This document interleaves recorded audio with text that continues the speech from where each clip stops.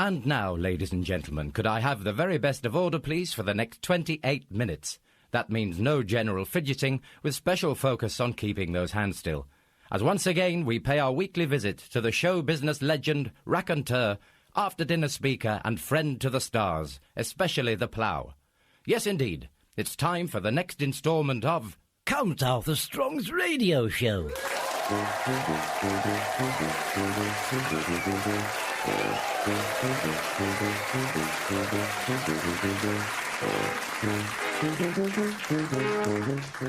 And so, now that you've heard what I'm saying to you, I feel sure that having witnessed in action my methods and techniques I employ, that you will all put it all into practice and become high achievers in your chosen fields, just like I proved you can do with the way I deport and conduct myself at all times. Remember, there's no such thing as a negative thought, only negative people thinking them. And if you ever find yourself slipping back into your old habits, I want you to look yourself straight in the eye, in the mirror, obviously, otherwise you'll have problems doing it. Unless you're cross-eyed, of course. Then you're just one of the lucky ones that can look at your eyes without a mirror. Anyway, just look at your reflection and speak out loud for all to hear your personal mantra I've given you. I can, I must, no, it's not that. I will, I must, no. Oh, I must improve my butt. No, it's not that. I'm going to have that written down on my hand for tonight, I think. So, it's good night and cheerio to you all, etc., etc. All right, then, let's have a little listen back to that, then. Right, so, push the stop button. Now, where's rewind? Play, fufford. What's fufford? Oh, here we are, rewind. And press play. Well, I don't know what to say now. What shall I say? Well, I don't know. I don't know what to say. Hey, that's not me. I got some new shoes. Shall I say about them? I went to the sale at Dulcis and I got... What the bloody hell's going on? Where's my speech? I don't really sound like that, do I? No, and I bloody don't neither, sir.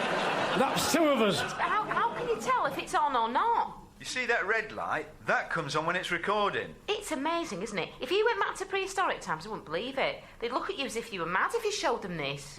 But of course they would. They didn't have electric then. It was all gas mantles. I'll take that back when I go out to buy my meat. And I'll be looking for compensation. My closing speech for tonight gone for a Burton.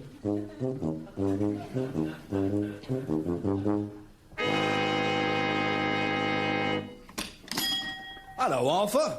You're late today. Well, I won't even begin to tell you why. Suffice it to say, my lateness is not of my own making, and when I've isolated the individual responsible, his heads will roll off. I've got myself motivating yourself up lecture talk this afternoon, as you know. I've still got to get the dunce's hats from the fancy dress shop yet. Dunce's hats? Oh, yes, it's a new thing I'm trying. They call it reverse philosophy. Reverse psychosis. Oh, it's psychology. Reverse psychology. Well, sounds very technical. What's that, then? Well, I've been reading up on it, and I have devised my own vagrant on it. In a nutshell, you put everyone in dunce's hats and tell them they're stupid and they'll never amount to anything, while you're banging a big dustbin lid with a wooden stick to disorient them. And then you get this... Well, I forget what happens next, but that's the bones of it. And it ends up with everybody crying their eyes out and feeling so much better about themselves than they used to do before I banged the dustbin lid. They've had some remarkable results with it in... where was it? Somewhere or other. It was definitely somewhere in the world. I do remember that. Oh, now then, while it's in my head, did you find that theme from the Dam Busters music? I want to play it tonight while they're all crying and asking to go home. You know, the Dunkirk spirit and all that. Oh, yeah, I did. I put it to one side for you upstairs. Just watch the shop a minute while I get it. Righto. Oh. Now, let's have a browse. What should I have tonight? Sausages. Bit of berry pork? No, I think I'd have a little meander down Offal Alley.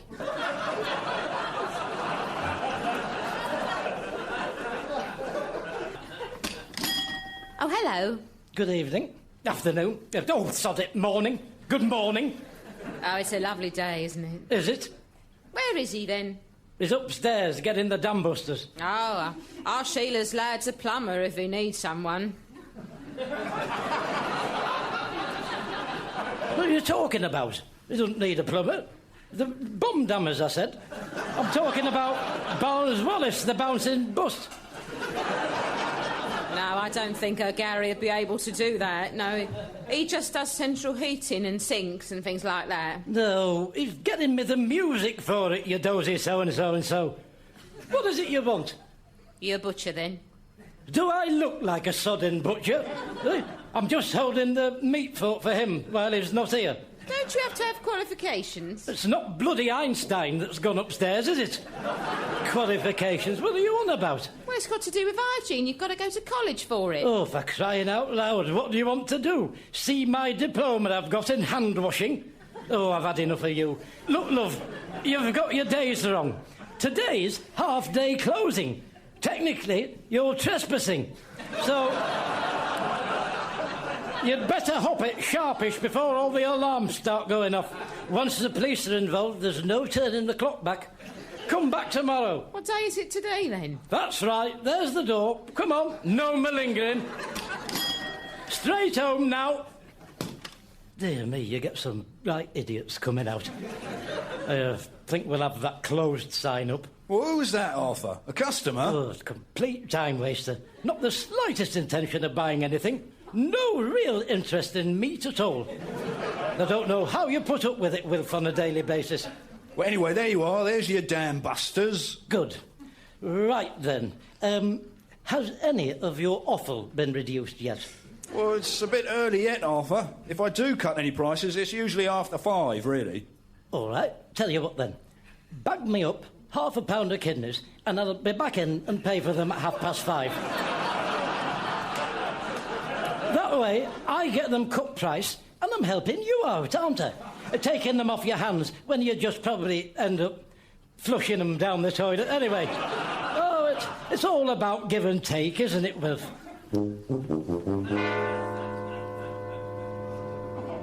Customer number 328. Please go to collection point A. Please go to collection point A. Please go to collection point A. Oh, it's an easy job, is that? Anyone could do that better than her. She makes no attempt to vary her tone of voice. It's exactly the same every time. Might as well have a machine doing it. Come to collection point A.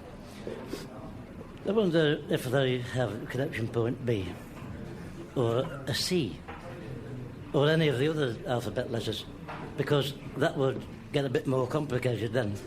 Oh yes, you'd be earning your money if they did. Collection point B. Come to collection point B. A, B, C, D, G, F. No. A, B, C, D, G, F, E. A, C, D, G, F, E. No, that's not right. A, D, G. No, idiot. A, B, G, C, D, E. G. Excuse me, can I help you? I was halfway through something there. Oh, I'm sorry, Being sorry is no good. I've lost my thread now, thanks to your lack of sensitivity. Sorry, I'm very sorry. Sorry. I've brought this back. Is there something wrong with it? No, I'm just taking it for a walk. Oh, dear. Yes, there's something wrong with it. Right, here you are. Listen to this. And I got 2 pairs of high heels, 1 pair of slingbacks, which I can't wear at the moment until I've had my bunions done. I don't know what's wrong with that. What's wrong with that? Do I look like I wear high heels? I'm sorry, I'm not with you. Oh, give me a paintbrush. I'll paint you a picture of me, spelling it out for you with it. Then perhaps you might have a clue. Listen, I'll make it simple for you. 1, that's not me. 2, what was 2? Well, there is a 2, I'll come back to that. And 3 is the same as 2. Well, I'm still not sure what your complaint is. My complaint is that what you've just listened to on the machine that your shop sold me is not myself doing it back to you. Not only is it not myself, whoever it is that is doing it isn't even saying what I said. So it's broken on both fronts. Do you mind if I have a look at it? Be my guess. Right. Can I ask where you got the cassette tape from? I got it from Harry Underwood's second-hand shop on Whitfield Street. You must know it. He's got a big handlebar moustache. Larger than life is Harry. It's next door to where the pet shop used to be, before they knocked it down. They used to have a monkey in the window with a big red backside, if that's any help. This is a very old used cassette tape. That's not you on it. Which it most definitely is not. I've more important things to do than squeeze my bunions into high heels and slingshots, clacking down the street.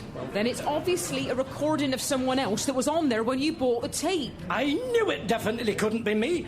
I don't talk like that. And I'm not a woman, despite your inferences about high heels. Anyway, listen. I've got to play the theme from the Dam Busters on it later this afternoon. My motivational talk I'm doing. You've probably heard all about it. There's a card up in the post office, and everyone's talking about it.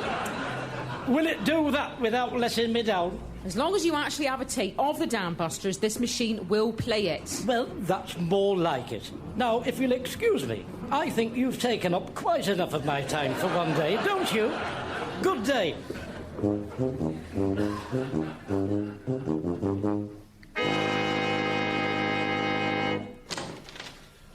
Oh, the bloody slippery sodding things these dunces hats. You should have put them in the bag for me with what they cost. Hello? Hello? No one here? Wonderful. They're supposed to have laid on someone to help me. Where are the lights? Hello? Oh, you bloody idiot. What are you doing? Creeping up on me like a Virginia creeper. They give me a heart attack. Well, I was waiting for you. You're late. I must have nodded off. Well, that's a good job you've got, isn't it? You can just nod off whenever you want. You're in my employ today. You are included in the rental of this hole. The least you can do is stay conscious. Have you not put the seats out yet? Oh, yes, there they are. Oh, I want more than that. There's been a card up in the post office for a fortnight. I want at least triple that. Possibly a quintuple it. Or even sextuple, whichever is the greater. I'm sorry, I was just going on ticket sales. Oh, you've got a lot to learn, haven't you? Have you never heard of walk up? No, I don't suppose you have. You've probably never heard of wake up, neither. I'll tell you what, just stick with me and hope some of me rubs off. Who's going to be on the door? Mrs. Robinson. Well, she better be on the board. Now, have you had my banner delivered? Because that's got to go up as well. Oh, yes, we've had a parcel come. It's here. Right, I'll open that now then. Then you can put it up. Yes. Right, oh, the other end of that. Let's have a look. What? What have they given me, the bloody idiots? That's not what I asked for. What does it say? Closing down, everything £1. I can't have that hanging over me sodding head, can I? I like the colour. It's very professional looking. I'm supposed to be motivating everybody up. Hardly makes me look like a successful business model, does it? Everything £1. I'm furious with them about that, quite furious. What's it supposed to say? It was supposed to have my personal mantra on it. Nothing succeeds like a budgie. Success, I mean. Nothing succeeds like success. Well, I've heard that before. Well, you will have, because that is adapted from a quotation by a wise old Chinese man called Confucian. I think he did Hansel and Gretel as well. So, you've learned something there, haven't you, through talking to me? I bet you're thinking you must stay awake more often now, after my pearls of wisdom pouring forth. Anyway, come on, I can't stand around all day listening to your particular brand of time-wasting. Show me the dressing room so I can hang my suit up. Well, we haven't got a dressing room. There's a mirror in the toilets. Oh, a mirror in the toilets. This just gets better and better, this, doesn't it? Anyway, come on, chop, chop. They'll be coming in soon. While I get my lectern set up, would you be so good as to put out quintuple more chairs out? There must be a seat for everybody. I want no one standing. Let's treat the audience with proper respect, please. Then once they're sat down, I want you to put dunce's hats on all of them.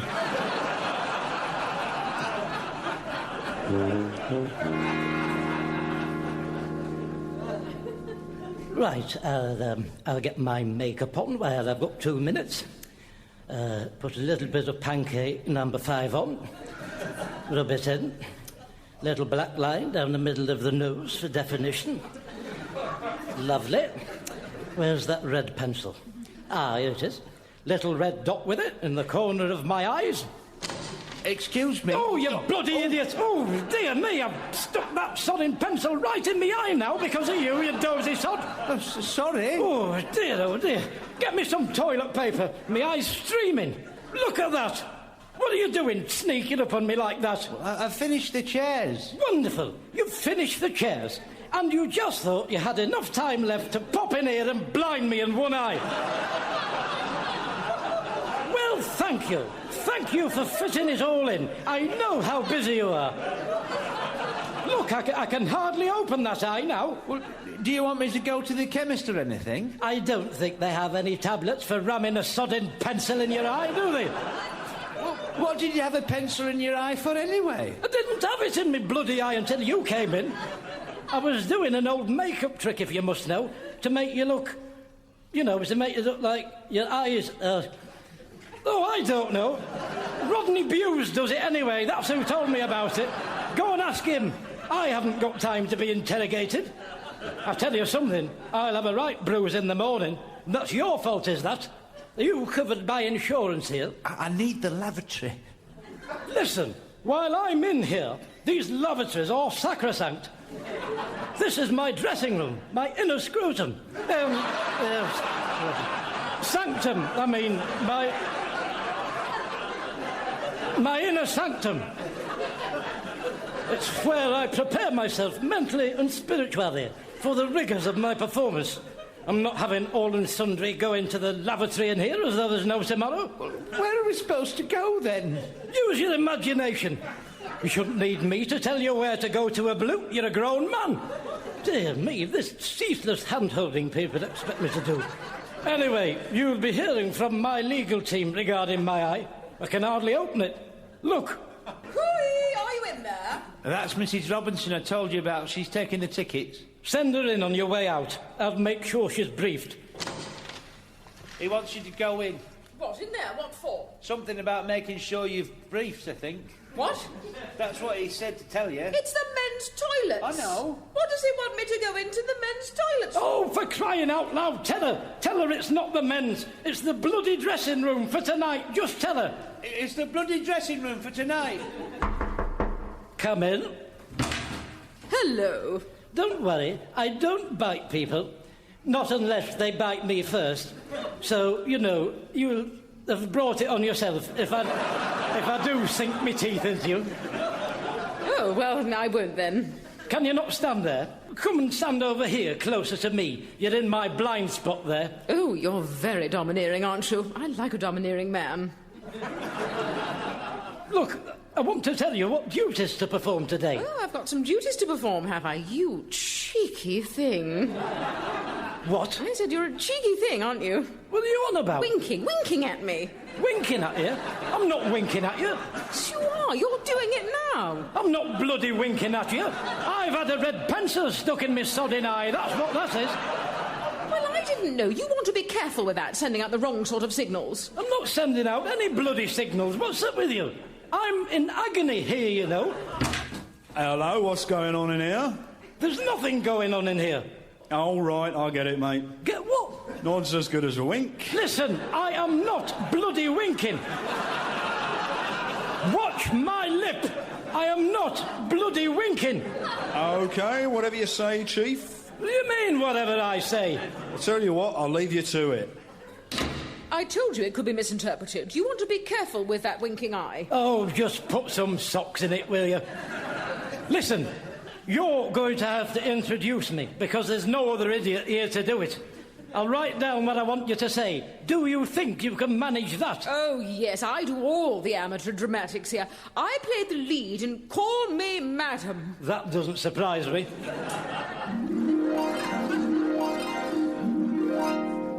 How's the audience shaping up? Oh, they're both in. All right. Off you go then, Mrs. Robinson. Ladies and gentlemen, would you now put your hands together, please, and welcome onto the stage the leading motivational...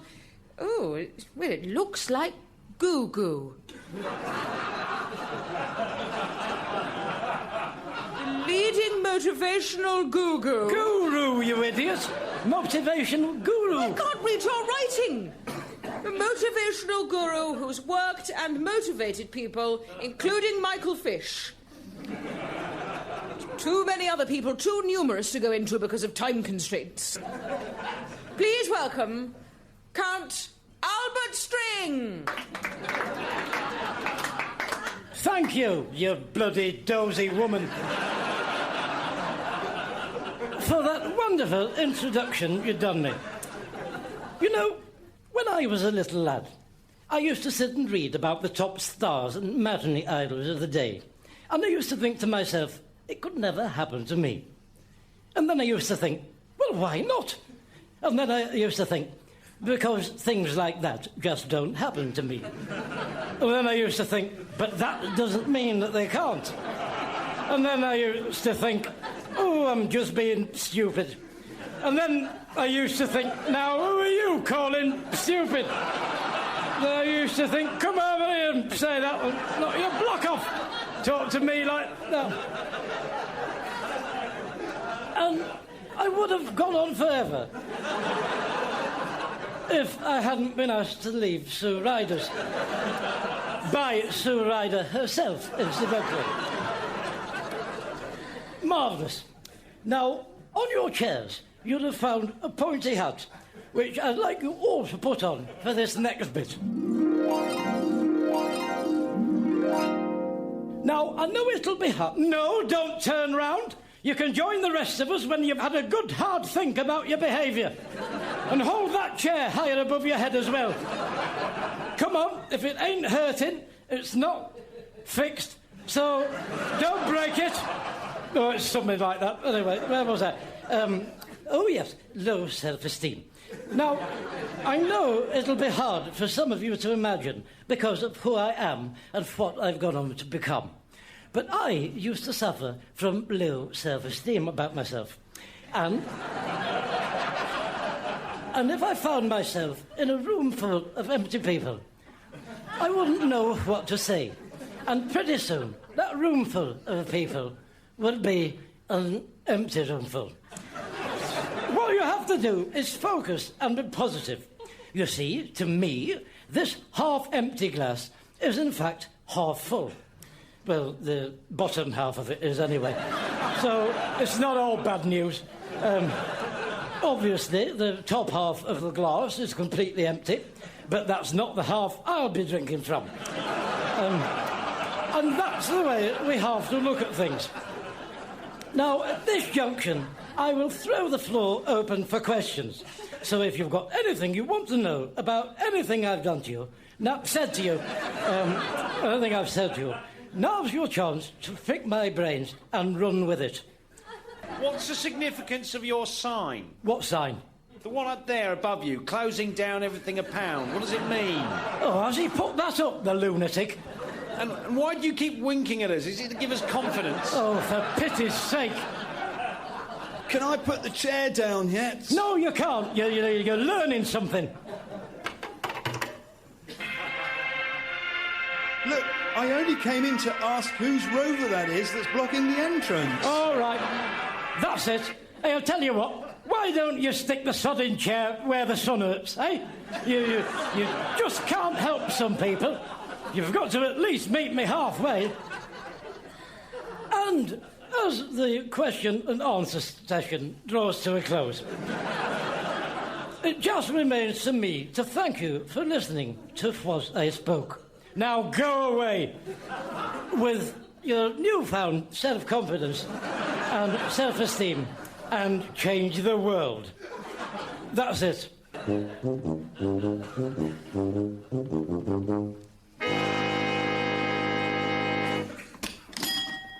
Hello, Arthur. Wilf, What are you wearing an eye patch for? I've had to get one because everyone thinks I'm winking at them, which I'm not.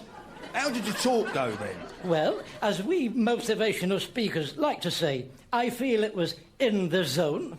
Oh, yes. There or thereabouts, anyway. Remember, Wilf, nothing succeeds like a budget. Oh, success, I mean. Oh, that's funny. What is? Well, they've got that on a sign in the pound shop. Nothing succeeds like a budgie.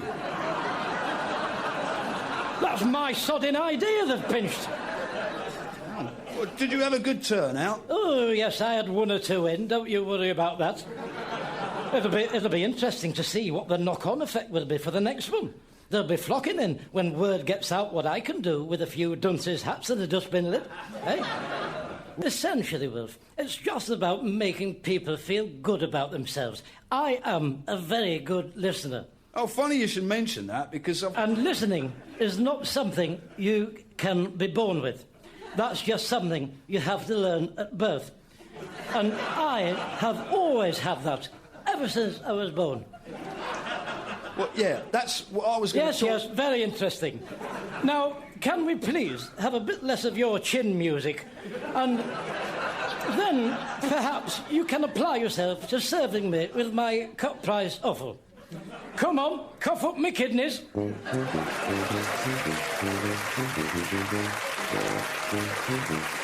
Appearing with Count Arthur Strong were Sue Perkins, Alistair Kerr and Dave Mountfield. The script was written by Steve Delaney and edited by Graham Duff. Count Arthur Strong's radio show was recorded live at Comedia Brighton, is produced by John Leonard and Mark Radcliffe, and is a joint Comedia Entertainment and Smooth Operations production.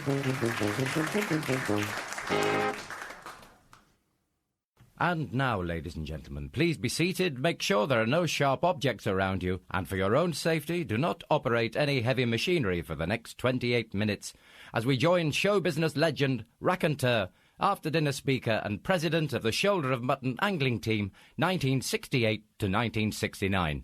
Yes, indeed, it's time for this week's instalment of Count Arthur Strong's radio show.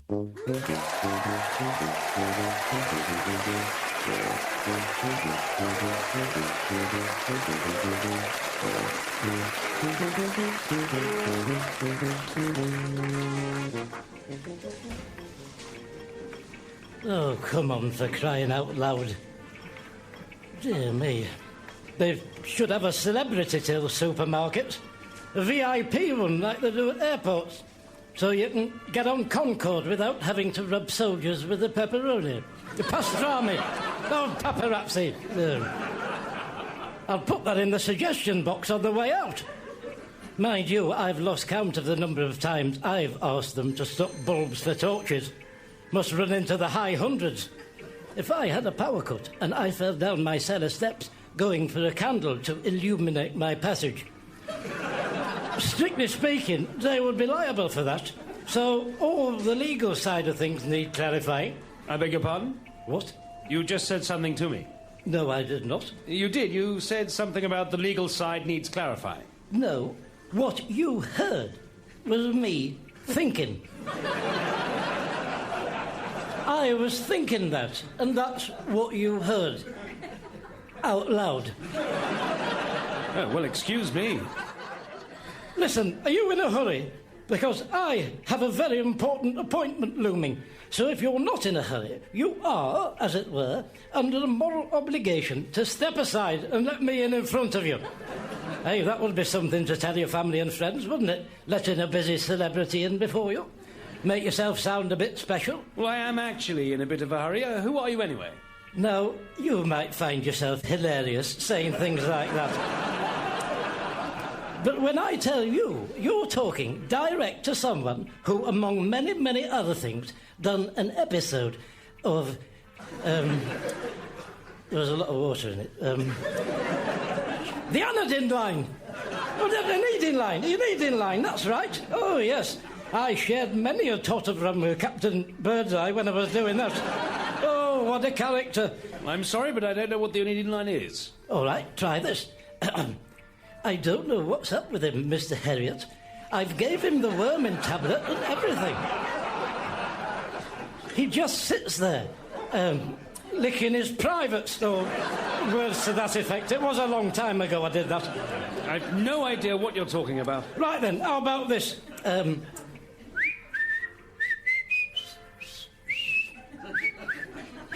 Oh, come on, bridge up the River Kwai, you idiot. I whistled that in the prison camp. I was the thin one stood behind Alex Guinness.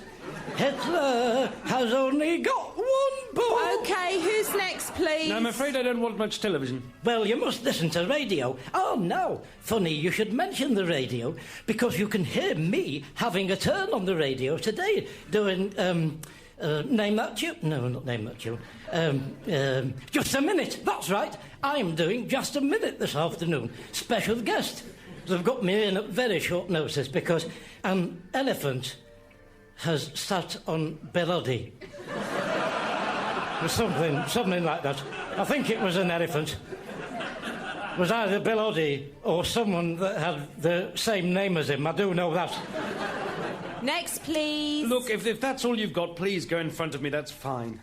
Good morning. Do you need any help with your packing? I've only got a pint of milk and a packet of ginger nuts. I think I can manage that. Unless you're insinuating that I look more infirm than I look.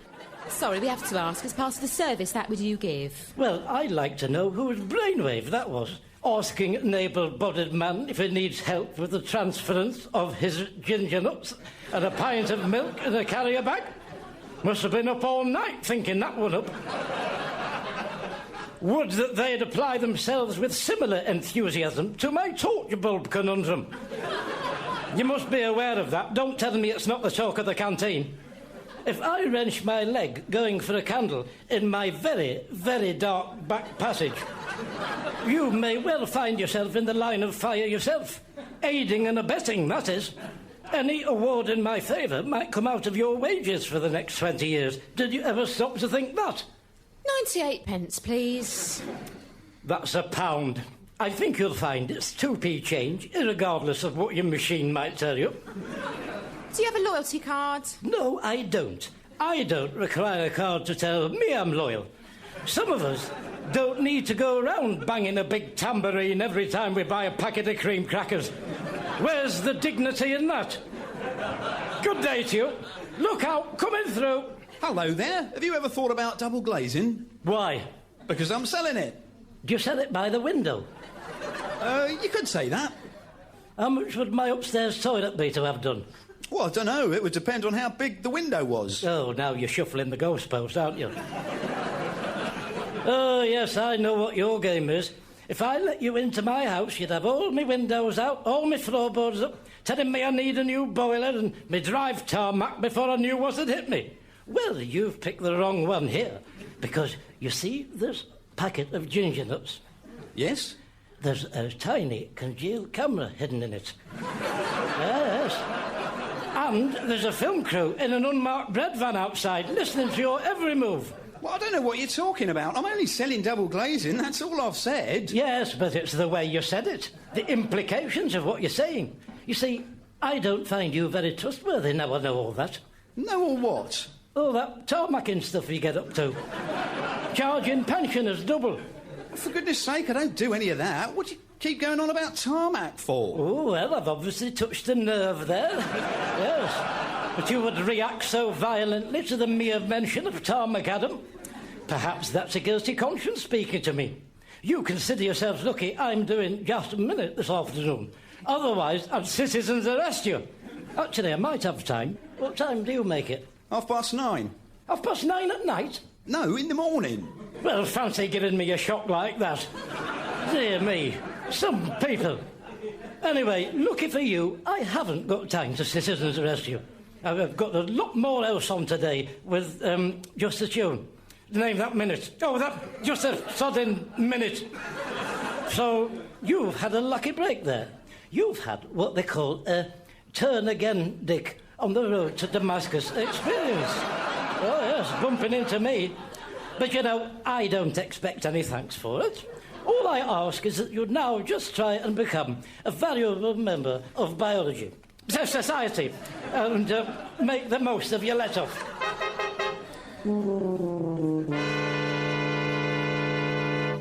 Right, now, where on earth is that egg timer for when he comes? Aha, here it is. Oh, and there's my bicycle horn. Good. That doesn't need oiling. All right, that'll be Malcolm. Yes, I heard you, for goodness sake. Good morning, Count Strong. What have I told you about that bell, Malcolm? If everybody rang it twice, the battery would only last half as long. Ergo, global warning. And that would be your fault, that, if the ozone layer started to smell more. This planet belongs to us all, Malcolm. It's not like, Venus.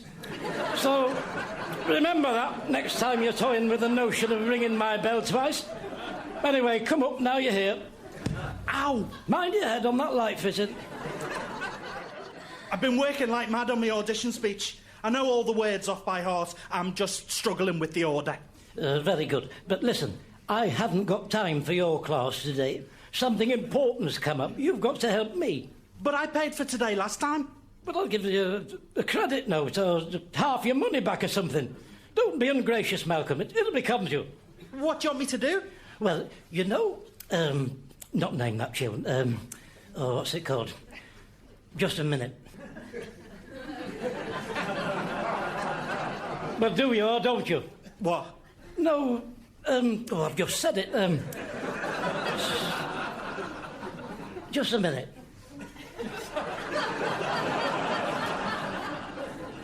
Well, do you or don't you? Do I or don't I what? Are you being deliberately obtuse? Do you know? Just a minute, the radio show. The show on the radio. Oh, yes, I do. I thought you were just saying just a minute. I was. No, I thought you meant just a minute. I did mean just a minute, you bloody idiot. What are you on about? I do hope you haven't been at those Alco pups again, Malcolm.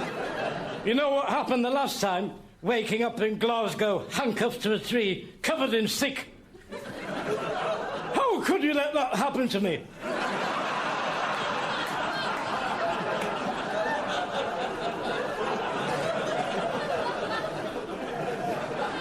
Now listen, I have been invited at short notice to be on Name That Minute, the radio show.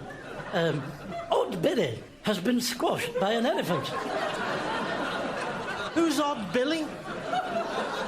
Not Odd Billy, Goody Billy. Billy Goody. Billoddy. Oh, anyway, whatever he's called is under a sodding elephant. They want me to replace him. Now, I'll not be there to make the numbers up. Make no bones about that. I intend to win it. Therefore, I am enlisting your help to test me up and ensure I am match fit. When I get there, I want to hit the ground falling. Crawling. Oh, running, idiot. Now, I have to talk about a topic for 1 minute without repetition, deviation,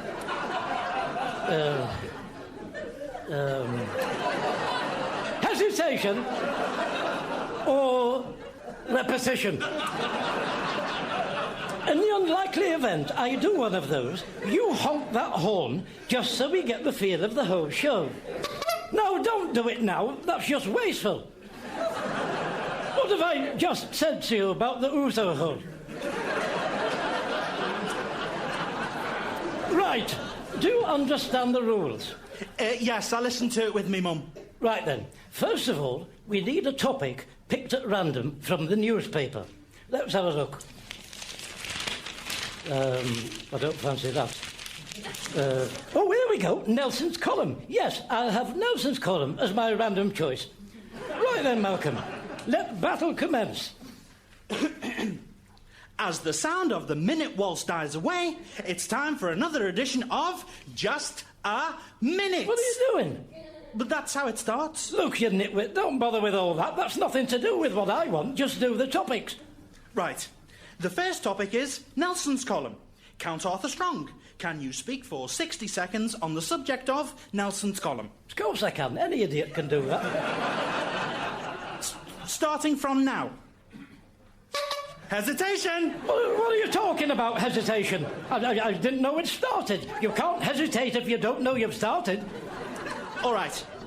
Nelson's column for 1 minute, starting from now. Hesitation! I was not. I was thinking. You're not hesitating when you're thinking because you're feeling where you would be hesitating with your thoughts. So that's a point to me for an incorrect challenge. And I still have the subject. All right. 1 minute starting from now. Hesitation! Oh, no, I'm not having that. You never said what the subject was, Clever Dick. You always have to say the subject. It's the same subject. You haven't said anything about it yet. Well, you know, you can dress it up how you want. But at the end of the day, that's another bonus point to me. Eh? Plus another one for saying something funny. Oh, yes, you've got to get up a damn sight earlier than my clock when it rings to get up before when I do first thing in the morning. Carry on then, come on, try again.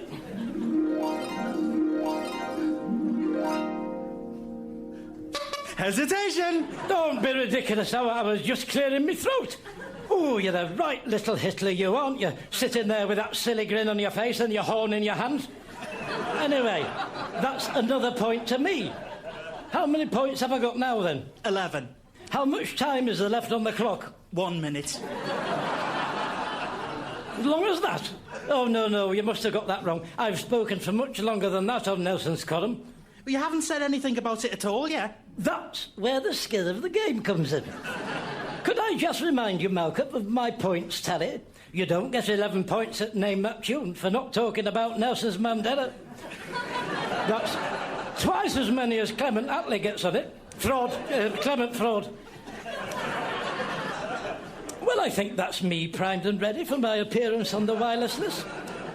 Right then, just got time for a spot of lunch at Jerry's. Come on, I'll treat you.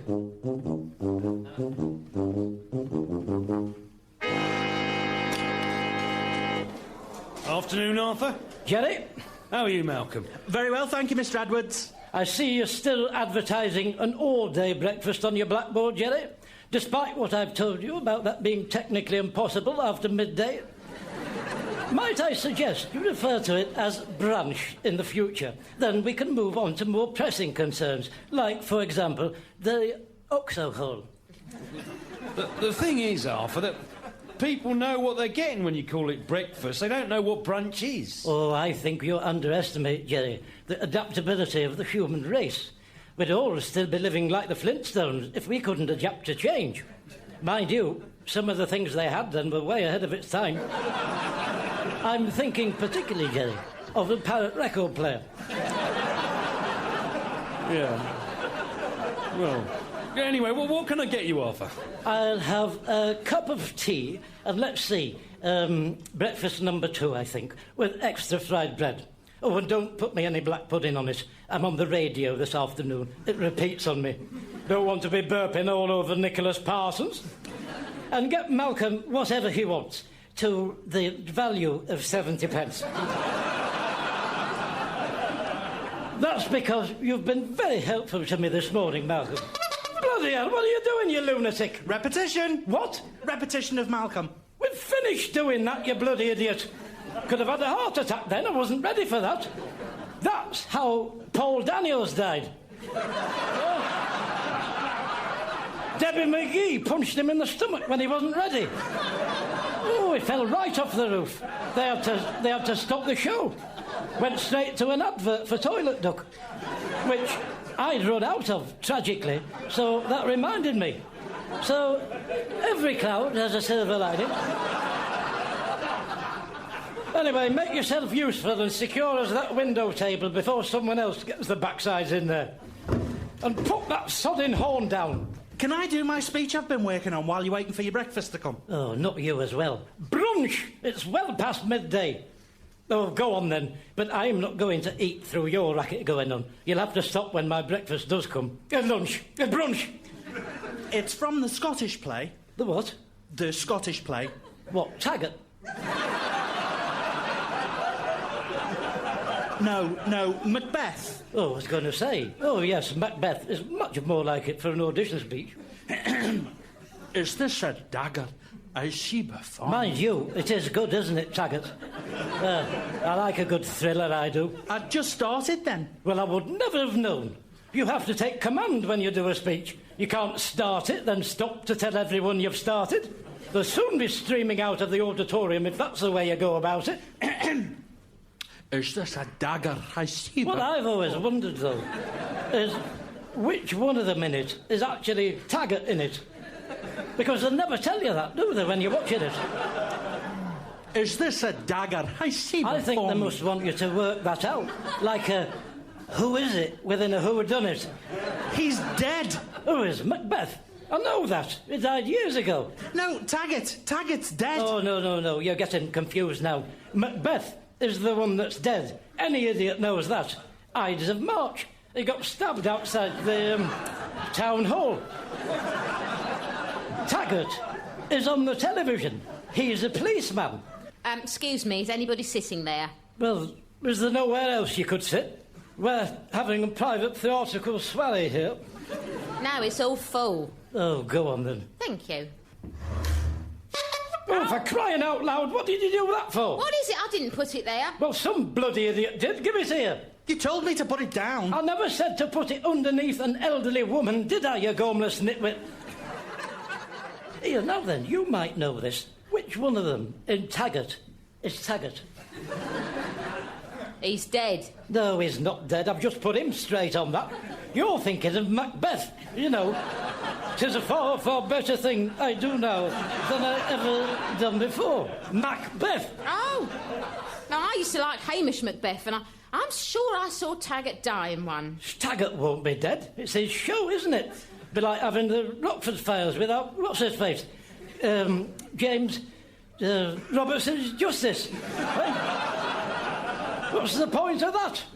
Were there witches in it, the one you saw? If there were witches in it, it's definitely Macbeth. Oh, I don't know about that. There was a car crash in it. Oh, you're just saying the first thing that comes into your head, you. Can I sit there, mate? Oh, please do. It'll be fascinating to see what you bring to the debate. Come again? It doesn't matter. Oh, for pity's sake, that bloody horn again. What is that? Who put that there? Some bloody idiot. It was you. That's quite enough of that from you, thank you. Anyway, it was you who brought it in the first place, so double dips on that, clever clogs. Anyway, that's it. I've had enough. Jerry, you can forget my breakfast, dinner, lunch, brunch, call it what you like. But I tell you something, Jerry. If Weights and Measures catches up with you, you'll be for the high jump. Don't say you haven't been warned.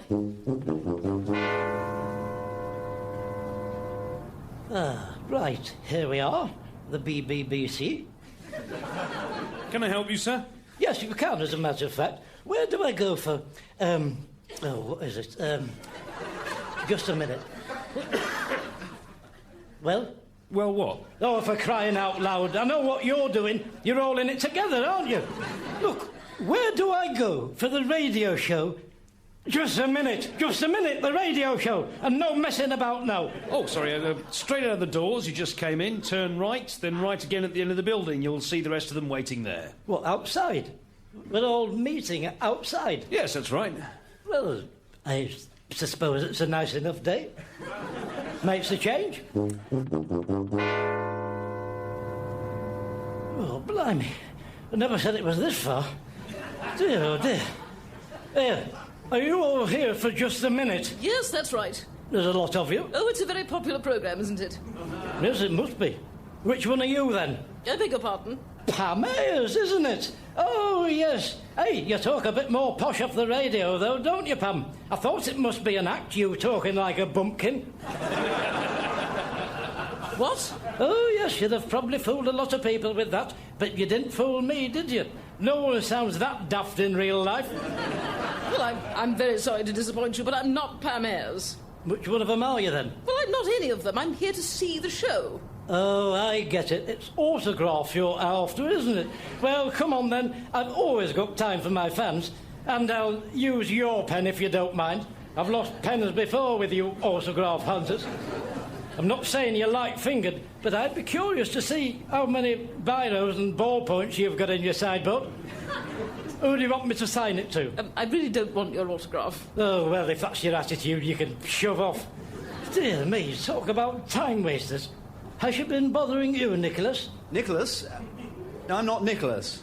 Listen, is there anybody actually here that's in the actual sodding show? But this is the queue to get in to see it. It's the queue for the audience. Oh, blood and sands. What's she sent me out here for? Right, well, I'll find my own way through this time. I'll slip by that bloody idiot commissionaire, sending me on a wild goose chase. A goosey gander. A goose chase. Goose. There we are. He's bent down to tie his shoelace. Let's slide through here. Now then, where are we? Studio A. Let's have a look through the window.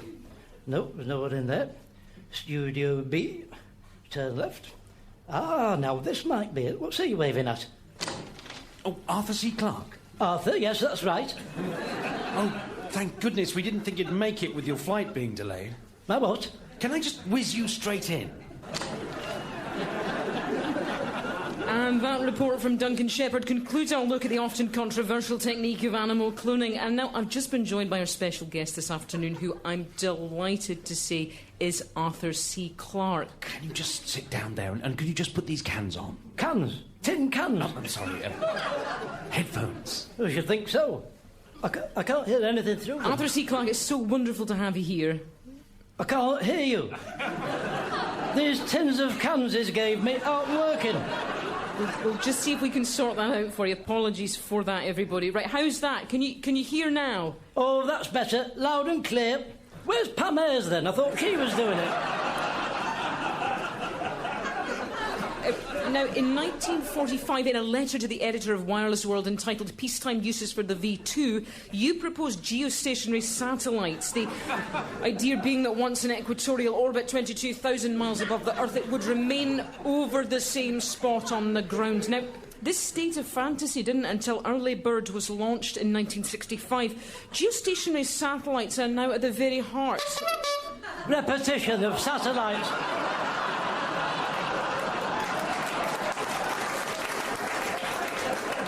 What?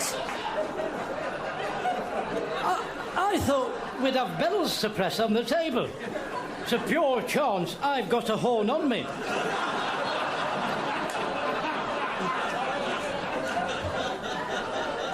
I beg your pardon. It's actually much more amateurish than you think, isn't it?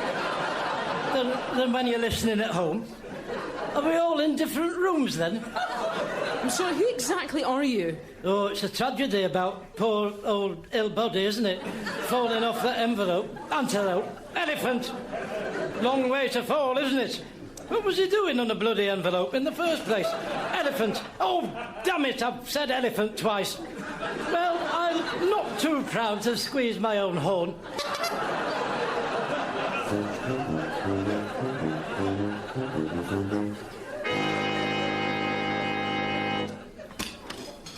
Hello, Arthur. Jelly? I heard you on the radio. How How did it come across? Because when you're in it, it's sometimes difficult to get a feeling for how it went. Oh, well, I was serving as well, so I didn't hear all of it. I'd have to get them to send me a copy. I'd no idea that's how they made it. It was extraordinary. They didn't even have bells on the table, and they kept us all in different rooms. I didn't set eyes on Pam Ayres. Mind you, they did arrange for a commissionaire to escort me to the door when it was over. So, you know, that was a nice touch. Rolling out the red carpet as 'twere, because they didn't have to do that, so that was probably a mark of how well they thought it went. Right, what do I feel like? I'll tell you what, I might as well have some black pudding now I've done my radio show. Stick some on a plate with breakfast number 2. No, tell a lie, I'll have breakfast number 4. Or shall I have 1? Or 3? No, I'll stick to my original choice. What was it?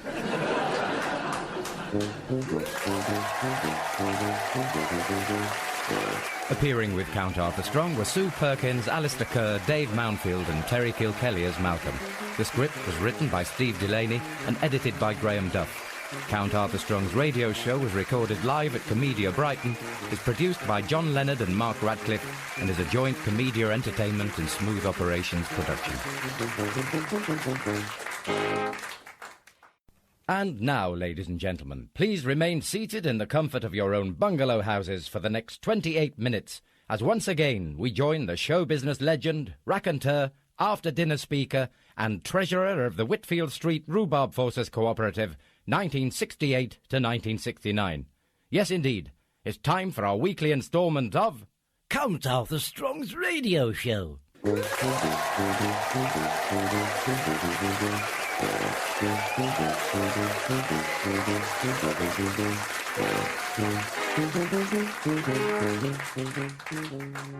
So, I've got my writing pad, my pen. Right then, let's have a look, see how far I got with my play. Scene 1, Act 1. Interior, Churchill's study at Chequers. Churchill looks out of his window across the croquet court, his hands clasped behind his back. Eventually, he speaks. We shall fight them at the seaside. We shall fight them at the shore. Never in the field of human conflict. Human conflict. Have so few, look like so many. From so far away. Oh, I'll tell you something, though. I will have some flipping cornflakes. I'm starving. I don't care what Jackie Collins says he does. You can't write 1,000 pages before breakfast on an empty stomach. It's not natural. Oh, what's that now? You just get started with something. Hello, Count Arthur Strong talking to you. Despite being in the middle of writing a play, stroke having some cornflakes to eat, stroke having a stroke, for all you know. Arthur, it's Barry. Which Barry are you? Because I might not be here. What are you talking about, you might not be here? I'm talking to you. Ah, yes, but I could be the answer phone machine I use, couldn't I? They talk. It's Barry Cryer. Oh, well, it is me then, you idiot. Fancy doing that to me? Doing what? I thought it was another Barry. That producer that broke his leg and said it was my fault, which it wasn't. Well, it isn't. It's me. You want to be careful when you phone people up, saying your name. What do you want, anyway? Have a lot on. I need to ask you a favour. Oh, listen, I'm not looking after your fish again, if that's what you're after. I haven't got any fish. Yes, you have. Well, you did have. No, I didn't. Little shiny things in an aquarium with a little galleon in it. Ring any bells? They swam around in it. Well, until they started floating. Look, I've never had any fish. Well, you know, you say that, Barry, but I know what I know. So we'll have to beg to differ on that one, if you don't mind. Anyway, what are you phoning about? Oh, incidentally, no one told me the tank had to be plugged in. So how you can say that's my fault, I do not know. If you're looking for, whatever they call it, a goat, You know, you should look closer to home, if you ask me. Shaved goat. Scapegoat. Look, Arthur, I'm phoning you. What were those little ones called that were turquoise, with the black stripes on them? I didn't notice the colour until they caught the light when I was flushing them down the lavatory. Look, can we just forget the fish? Well, that's very callous of you, Barry. It's me that had to sit and watch them dropping like flies. It was very harrowing. I felt terribly alone when I flushed that toilet for the final time. Listen, I'm phoning because I'm doing a bit of after-dinner speaking tonight. It's a money raiser for the World Wildlife Fund. Lionel Blair was going to do it as well, but he's had to pull out at the last minute. What's up with him? He dislocated his arm on his allotment. Anyway, look, would you be interested in stepping in for him? If you are, we could meet up beforehand and I'll put you in the picture.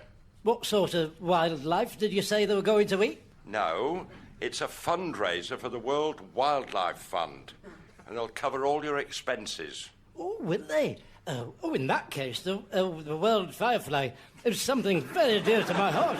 Oh, yes, I'll meet you at Jerry's Cafe in half an hour. Get the teas in.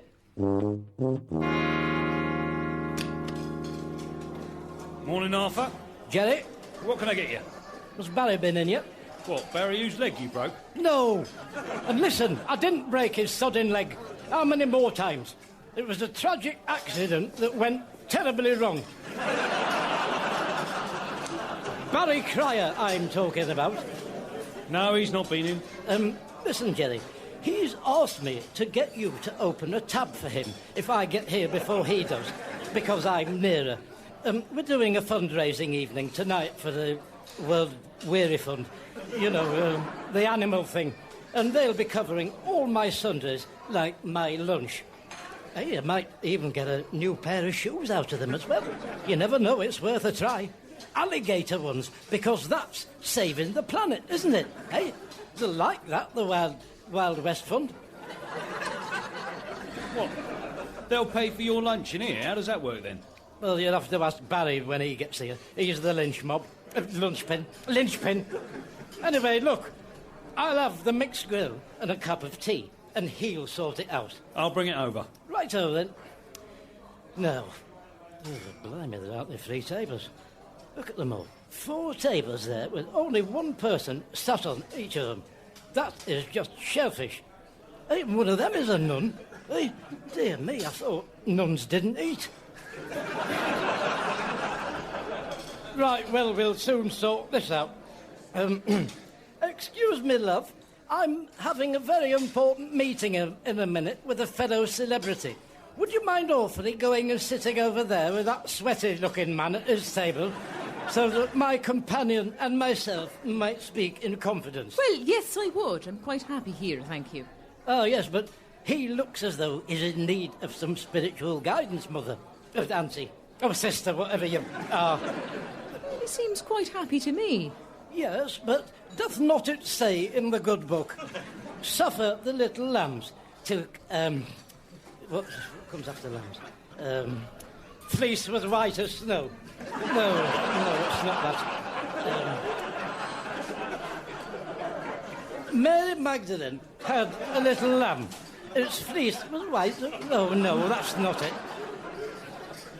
I think you mean suffer the little children to come unto me. That's it. That's the one I was doing. Very good. Well done, you. That shows you doing your homework, doesn't it? Shall I carry your tea across for you then, Auntie? Mother? Oh, flipping sister. I'm quite happy here, thank you. Right, good. Well, thanks for nothing. And you ought to be ashamed of yourself. Eating. Good day to you. God bless you. Sorry, mate. Did my best for you. Must be her day off. What? Are you about to go, then? No, I'm waiting for my breakfast. Look, I'm from the pest control people, and I've got to put poison down round where you're sitting. So, can you move to another table to enable me to do that? Because it is quite toxic. What are you putting poison down for? General animals. Animals? Yes. What kind of animals? Well, you know, anything that makes a pest of itself. You mean like a cat? If it were to violate certain codes of conduct, then yes, I can foresee a scenario in which I would poison a cat. How about a dog? Dogs, cats, they're all the same animals, aren't they? Just different shapes. What about a sheep? Oh, for crying out loud, we're hardly going to find a bloody sheep crawling out of the skirting board, are we? Dear me, what's up with you? Where's the poison, then? It's in a box in the van. My colleague is bringing it in with him. I'm the driver, and he does all the fetching and carrying, if you must know. Now, look, are you going to shift yourself or not? Well, it all sounds a bit dubious to me. Shouldn't you be wearing overalls or something? Ordinarily, yes, I would. But today is dress-down day, Trevor Cox. So it can come in what we want. Well, I'll move, but I'm not happy about it. Thank you so much. So kind of you. Here's your tea, Arthur. Thank you, Jerry. Could you tell Barry I'm sat over here when he comes? Oh, and tell him to look like he's carrying something. What for? It's just for a bet I've got with someone sweaty. Whatever you say, Arthur. Ah, the man himself. Can I have a coffee, please, Jerry? Anything else? No, thanks. Oh, Arthur said, can you look like you're carrying something for a bet? A bet? Look like I'm carrying what? Well, he didn't specify. You can have this Kit Kat box if you want. There you are. I'll bring the coffee over. Thanks. I'll put it on your tab. What? Here you are, Arthur. Here I am, what? I'm carrying a box. Ooh, Kit Kats, thanks very much. It's empty. Was that your idea of a joke? Jerry said to bring it over for a bet. You two are like a couple of kids when you get together, aren't you? Well, I was getting myself all geared up for a Kit Kat then when I saw you with that box. You should think through the implications of your actions before you start messing about. You got your poison there? Yes, thank you. Thank you very much. What's he talking about? Poison? Oh, he's just some idiot. Take no notice.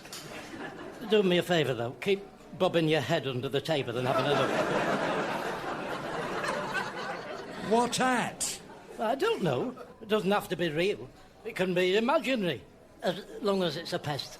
I think I must have missed something. Yes, you do seem to be a bit slow on the uptake today, if you don't mind me saying so. Sorry. Now, about tonight. Excuse me, I'm sorry to interrupt you, but I was wondering, could I have your autograph? My husband and I are both great fans. Oh, I do apologise about this, Barry. Would you excuse me for a second? I know it'll be boring for you, but just bear with me, and you'll very soon have my full attention. Now, who do you want me to sign it to, my dear? Oh, no, not you. I don't want your autograph. I'd like Barry's. I'd be delighted to. Oh, yes, I bet you would. Well, I'm going to the lavatory, if you'll excuse me. It's just a little bit too saccharine is all this for me. How's the poisoning going? It's going quite well, thank you very much. I'm very pleased with the progress being made. Yes, we've just taught a Manx and a Siamese a lesson they won't forget in a hurry. So if you'll just excuse me, I've got to go to the lavatory. Got to wash any poison residue off my hands. If you don't do that, you run the risk of inadvertently killing yourself, or whoever you might brush up against. Oops, silly me! What's it? Oh, I'm terribly sorry. I just must have lost my balance for a second.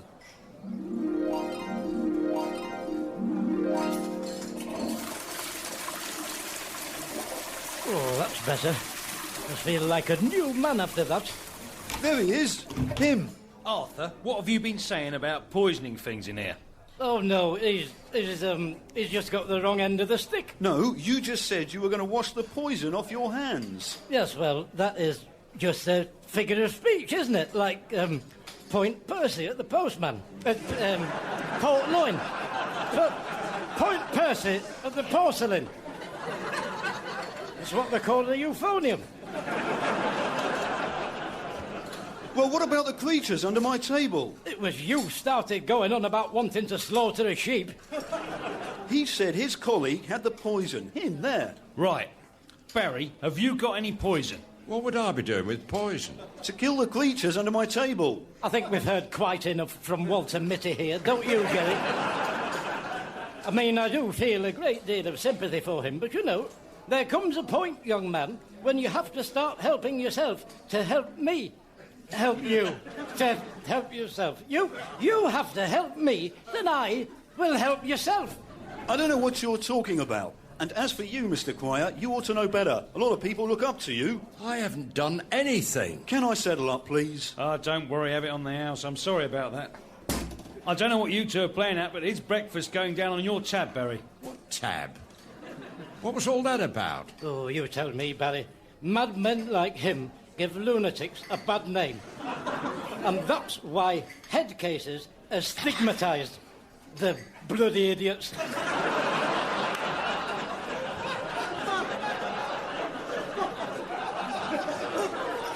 Anyway, it's patently obvious to me that because of the calibre of nutter Jerry lets in here, we'll not be able to have an unmolested converse. So, my proposal is, I polish off my bit of dinner, and then we adjourn to the shoulder of mutton, where we can chat in surroundings more convivial. Now, would you please pass the Barry's sauce, please, Daddy?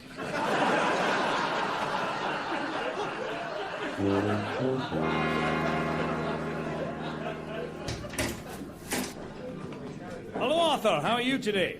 Well, Jack, this morning you find me here in professional cavity. Catastrophe. Capacity, I mean, professional capacity. What was up with you? Oh, hello, Barry. We haven't seen you in here very often these days. No, Arthur and I are having a bit of a meeting. Do you want to use the function room upstairs, Arthur? No, we can function perfectly well down here, thank you. We'll keep you company at the bar. So, about tonight then, Arthur? Oh, stop panicking, will you? How long have you been in the business, Barry? A fortnight? Dear me. Now, I tell you what we'll do. How's this for a plan? We'll just have a quick drink before we do anything else. Because we're here now, so it would be stupid not to. And if there's one thing I'm not, it's not stupid. No. Really, not for me. It's no. all right, don't worry. I've got some mint imperials in my pocket. The wild, foul-life people won't be able to smell a thing. We can always stand downwind of them like giraffes do when they're stalking tigers. 2 pints when you've a minute, please, Jack. There'll be some important people there tonight. That's the reason I wanted to have a word with you beforehand. Oh, yes, who? Well, Duke of Edinburgh. Quite a few title people. It's a swish do. We hope to raise a lot of money. Well, you know, you've come to the right person here. That is a cause very dear to my heart, is the World Werewolf Foundry.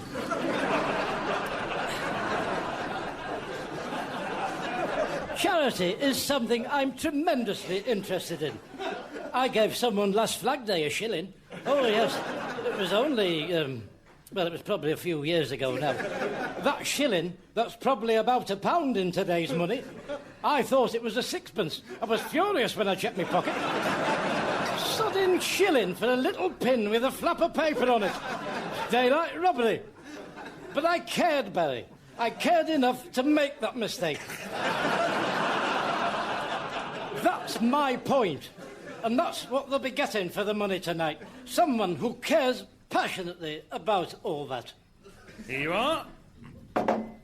Right. Well, you'll have to get these, Barry. I've got my trousers with no money in the pockets on. It's just cost me £11.60 in Jerry's. Oh, stop moaning. You can claim it all back from the World Weary Life Fund people, can't you? How can I claim back your mixed grills, someone I don't know's breakfast and 2 pints of beer? Here you are, Jack. Well, you said they were covering expenses. We're having a business meeting, aren't we? Come at them from that angle. Use your head, Barry, for goodness sake. It's the World Wild Animal Factory we're dealing with. You have to use some of their own animal cunning back at them. Yeah, I want to get a pair of crocodile loafers out of it as well, don't forget. Here, come on, let's go on the millionaire machine. I'm good on that. Well, I really ought to be Give getting... me £1. We'll split the winnings. 60-40. No, 70-40, because I am the brains. And that's more reflective of my input. Jack, when you're ready, another couple will be on the machine.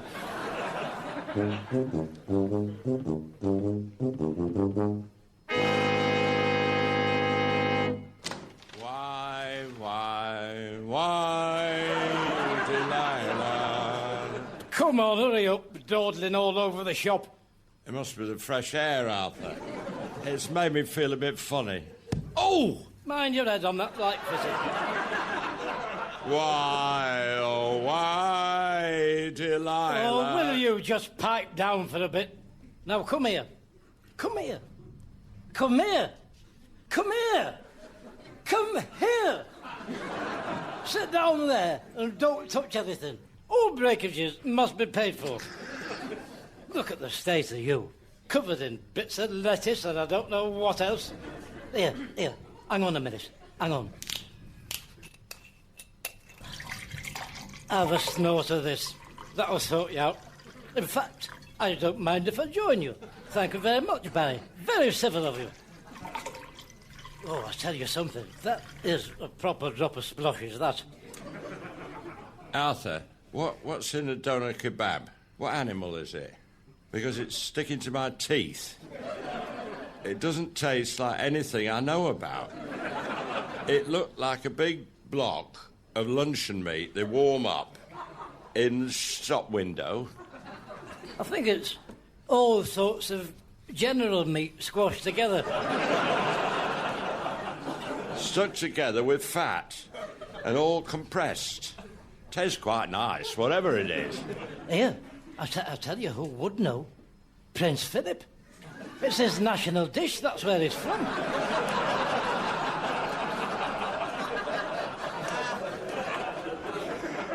I'll ask him. I'll ask him tonight. I'll collar him after the do and ask him. Well, you want to be careful with him. I've seen him turn. Hey, you! Hey! No falling asleep. We've got to be on top of the ball in 10 minutes.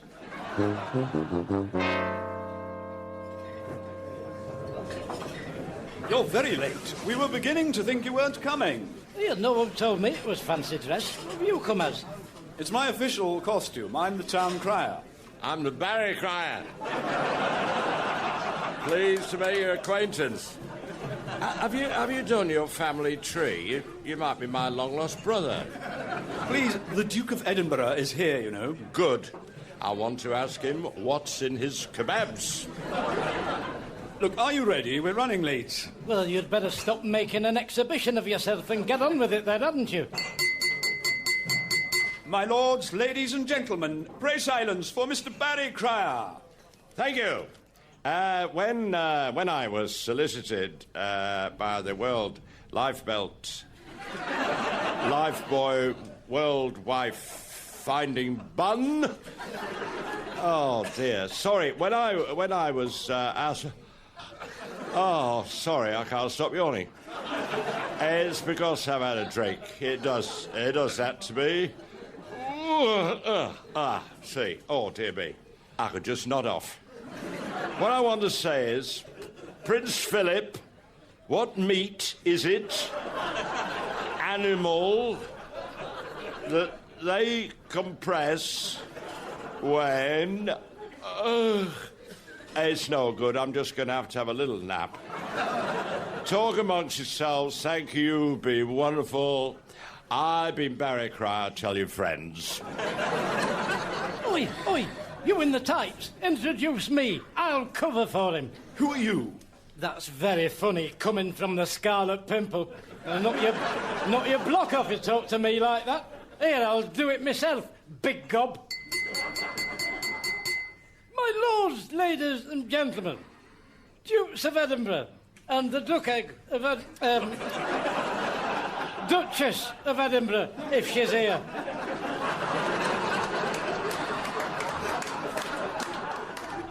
Members of the World Wildfowl Club, Mr. and Mrs. Lady Mayor and Mayoresses, my lords, ladies and gentlemen, Anna and the sodding King of Siam, for all I know.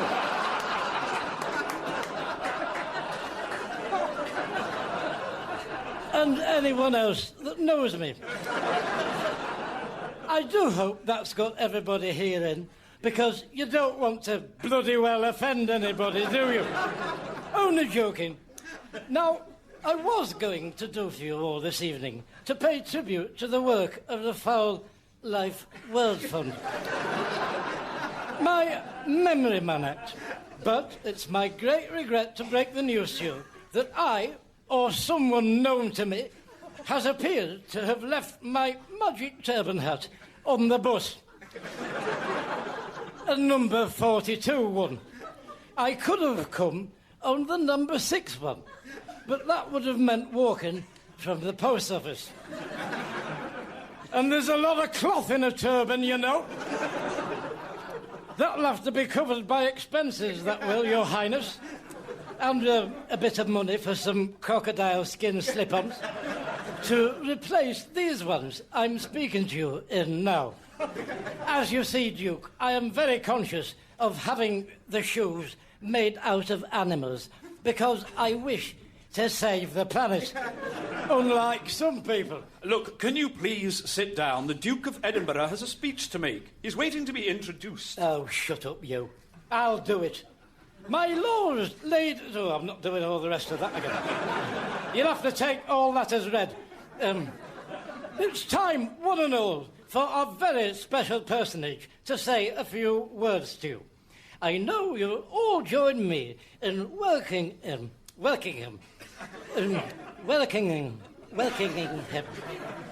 join me in welcoming him.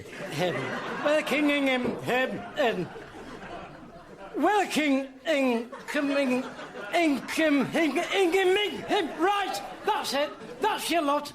If nobody's prepared to even meet me halfway, that's, you know, I'm off. You'll find my bill in the post. Barry, come on, wake up. Wipe your chin off and come with me.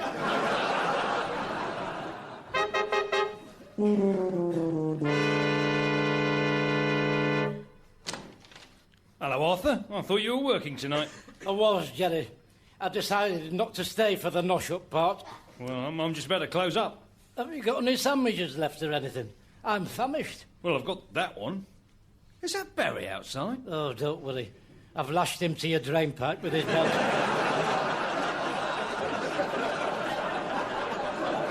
He's not going anywhere.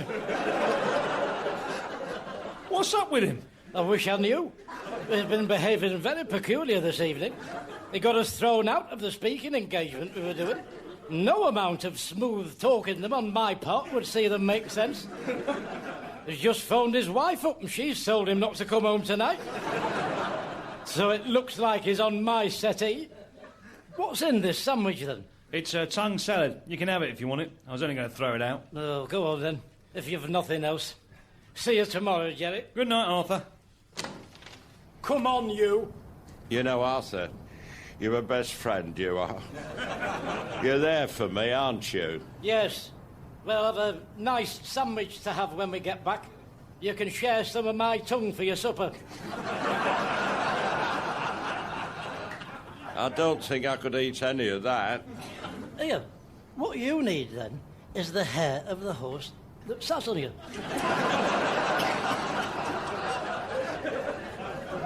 Let's go to the shoulder for a nightcap. Oh, I don't think I could Did you not manage. think to line your stomach before you had a drink? That was just basic as that. What you should have done is had a greasy fry-up at Jerry's with black pudding and sausage and a fried slice and everything when we were in there earlier on. Or a large pork pie with all jelly in it. Or a big platter full of eels. Excuse me? Where are you going now? Barry! Barry!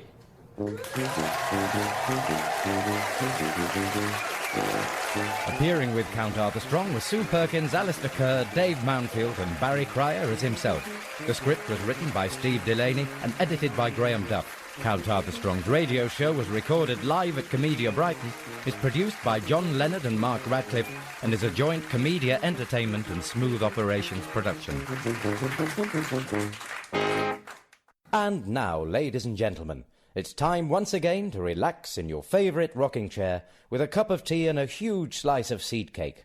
And as the crumbs cascade like a waterfall down the front of your string vest, join us once again as we pay our weekly visit to the show business legend, raconteur, after-dinner speaker, and Vice President of the Flatly Dryer Association of Great Britain, 1968 to 1969. Yes, indeed, it's time for the next instalment of... Count Arthur Strong's radio show.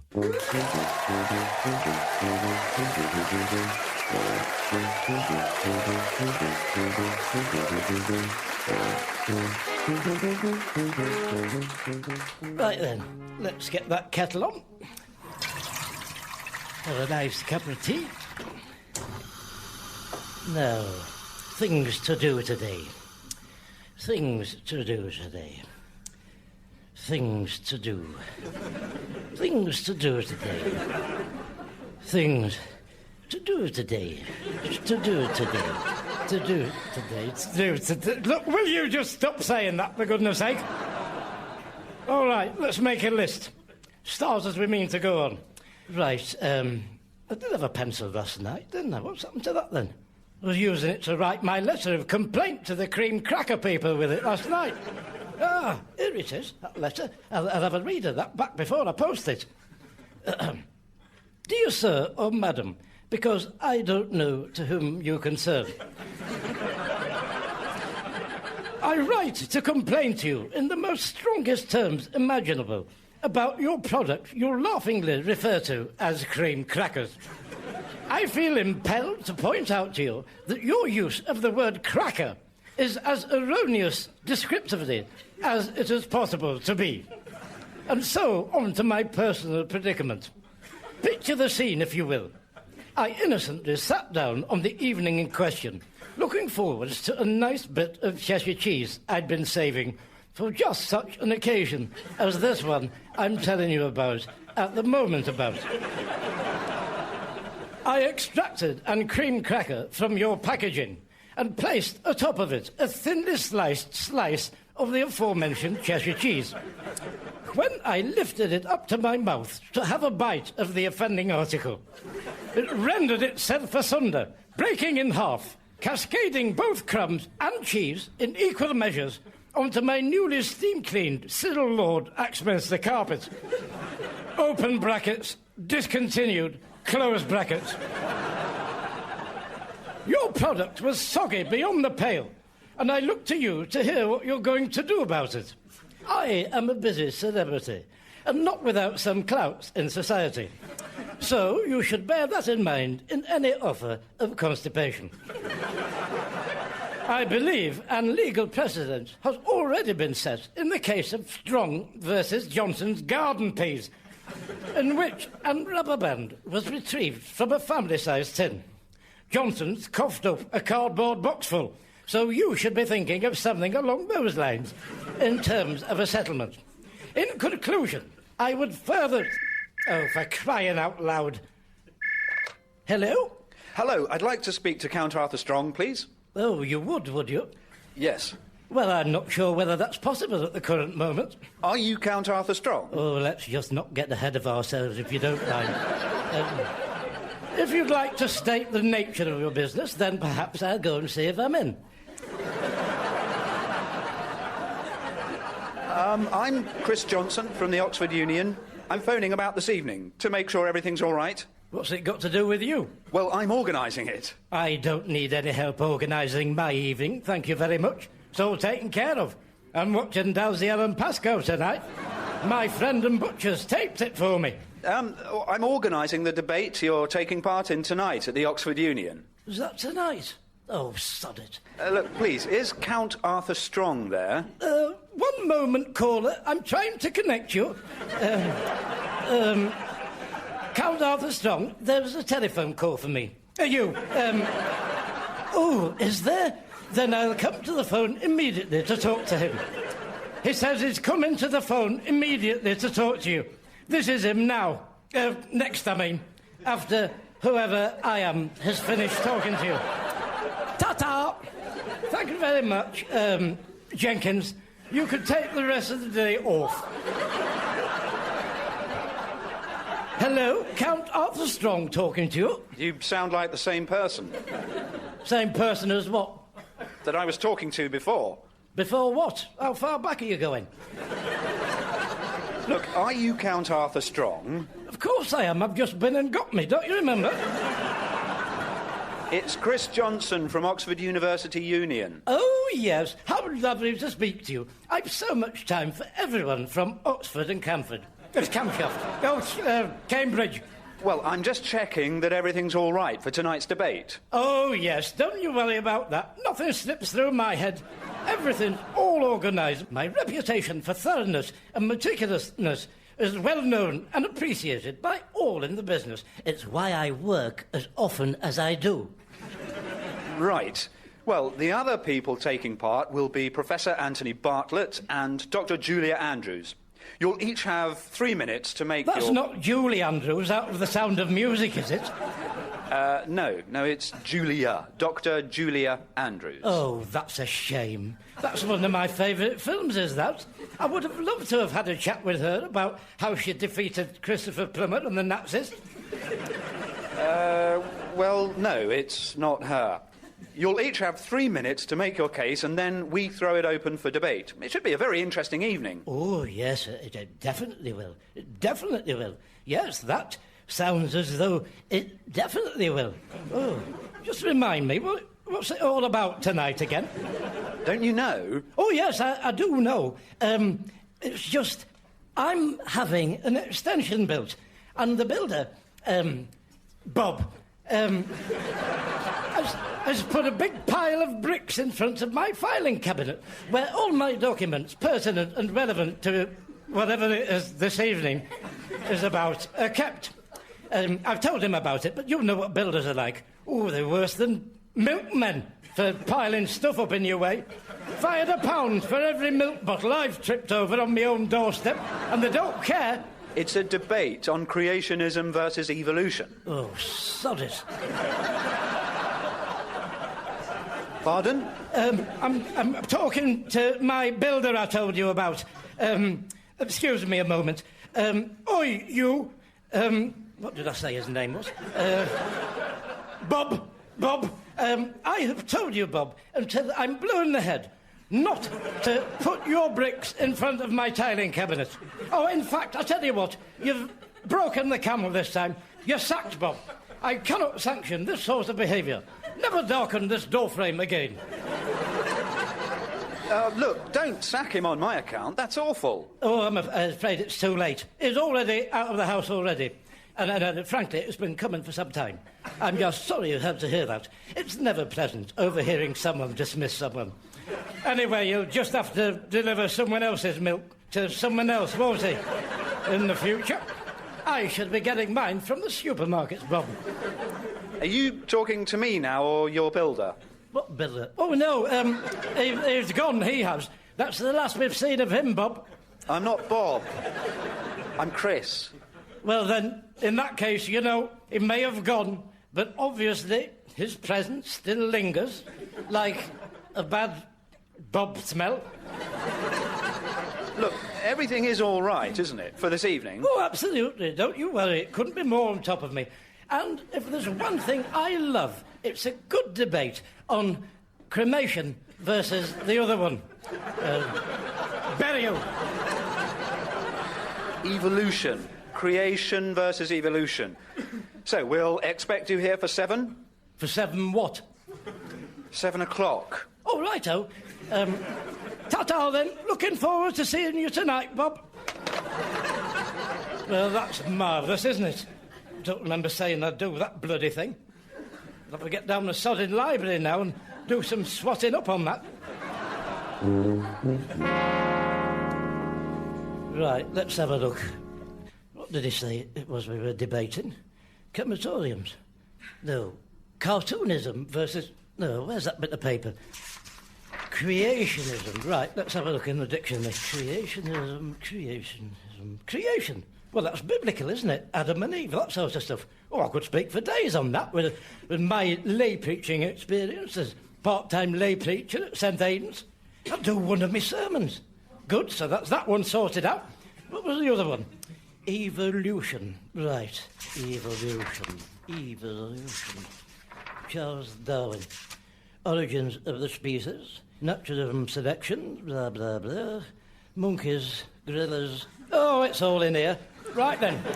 I'll take this one out and adjourn to the shoulder of mutton to peruse it at my leisure. Can I have this one, please? Just the one? Ah, now we've been waiting for you to come in. Why? Well, you're allowed 6 books out, aren't you? I only want one at the moment. I don't want any more. Not compulsory, is it? You can't make me take 6 out, can you? No, I'm not asking you to take any more out. Quite the opposite. I don't know how you've managed it, but our records show you have a total of 41 books to your name. We had a meeting about you the day before yesterday. Oh, no, I haven't got all those books. I don't know who you think you've got me mixed up with, but it's not me you've got me mixed up with.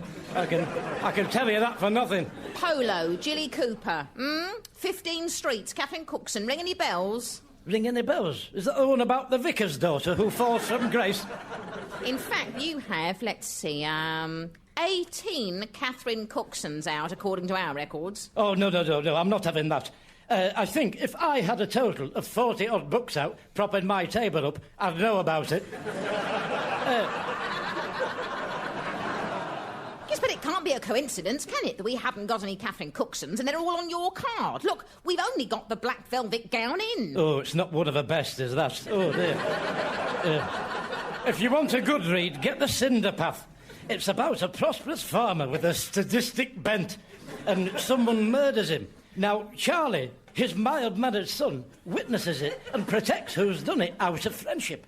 But someone else has witnessed it as well.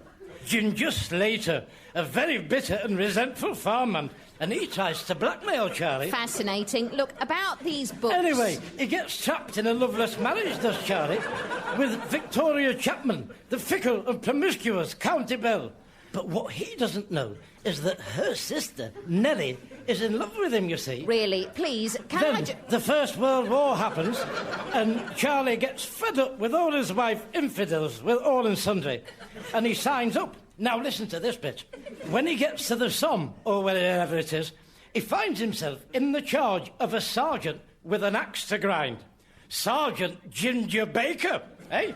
Now, do you see what she's done there? She's turned it right round. I won't tell you anymore because I don't want to spoil it for you. But he does marry Nellie in the end, in case you're worried about it being a happy ending. So, what were you saying? Nothing. Honestly, nothing. Doesn't matter. Here's your book. Just please, take it and go away. Thank you very much. I accept your apology. 42.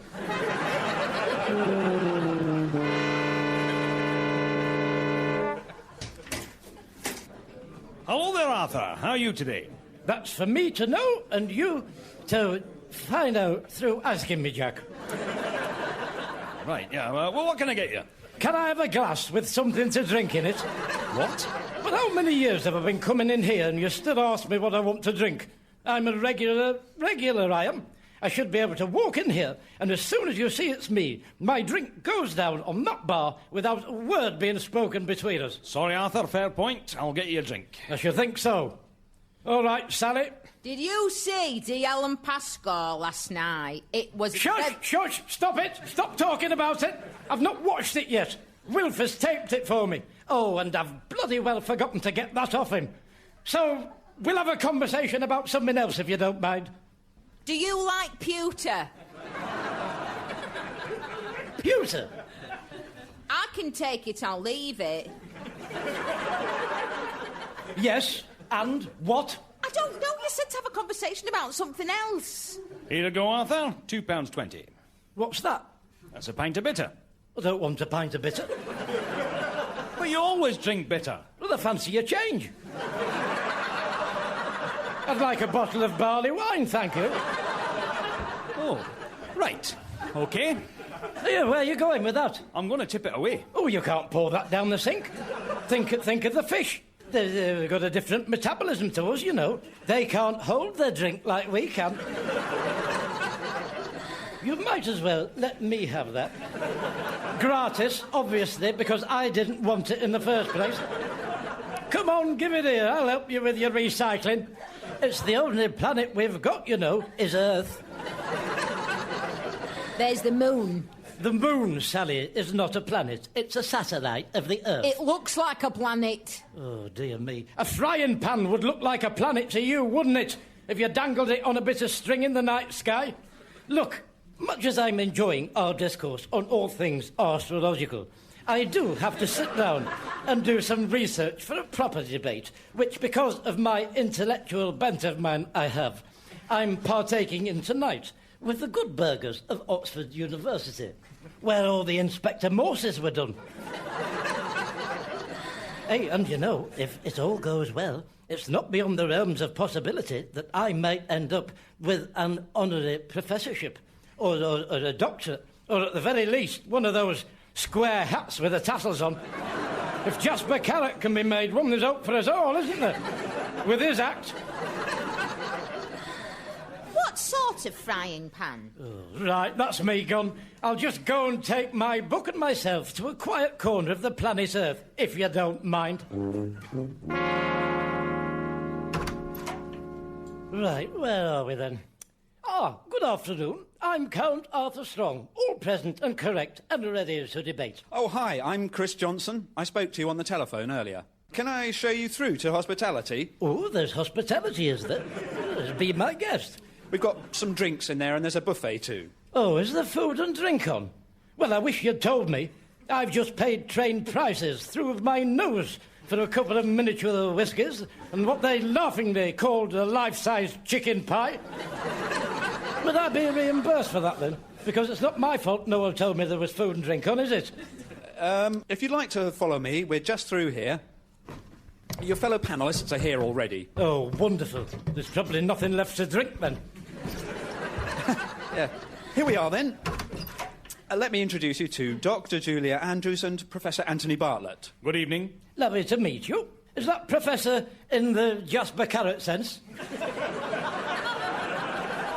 I beg your pardon? We must have a word about that later, because I'm interested in becoming a professor myself, or a doctor, or Vice-Chancellor of the Exchequer or something.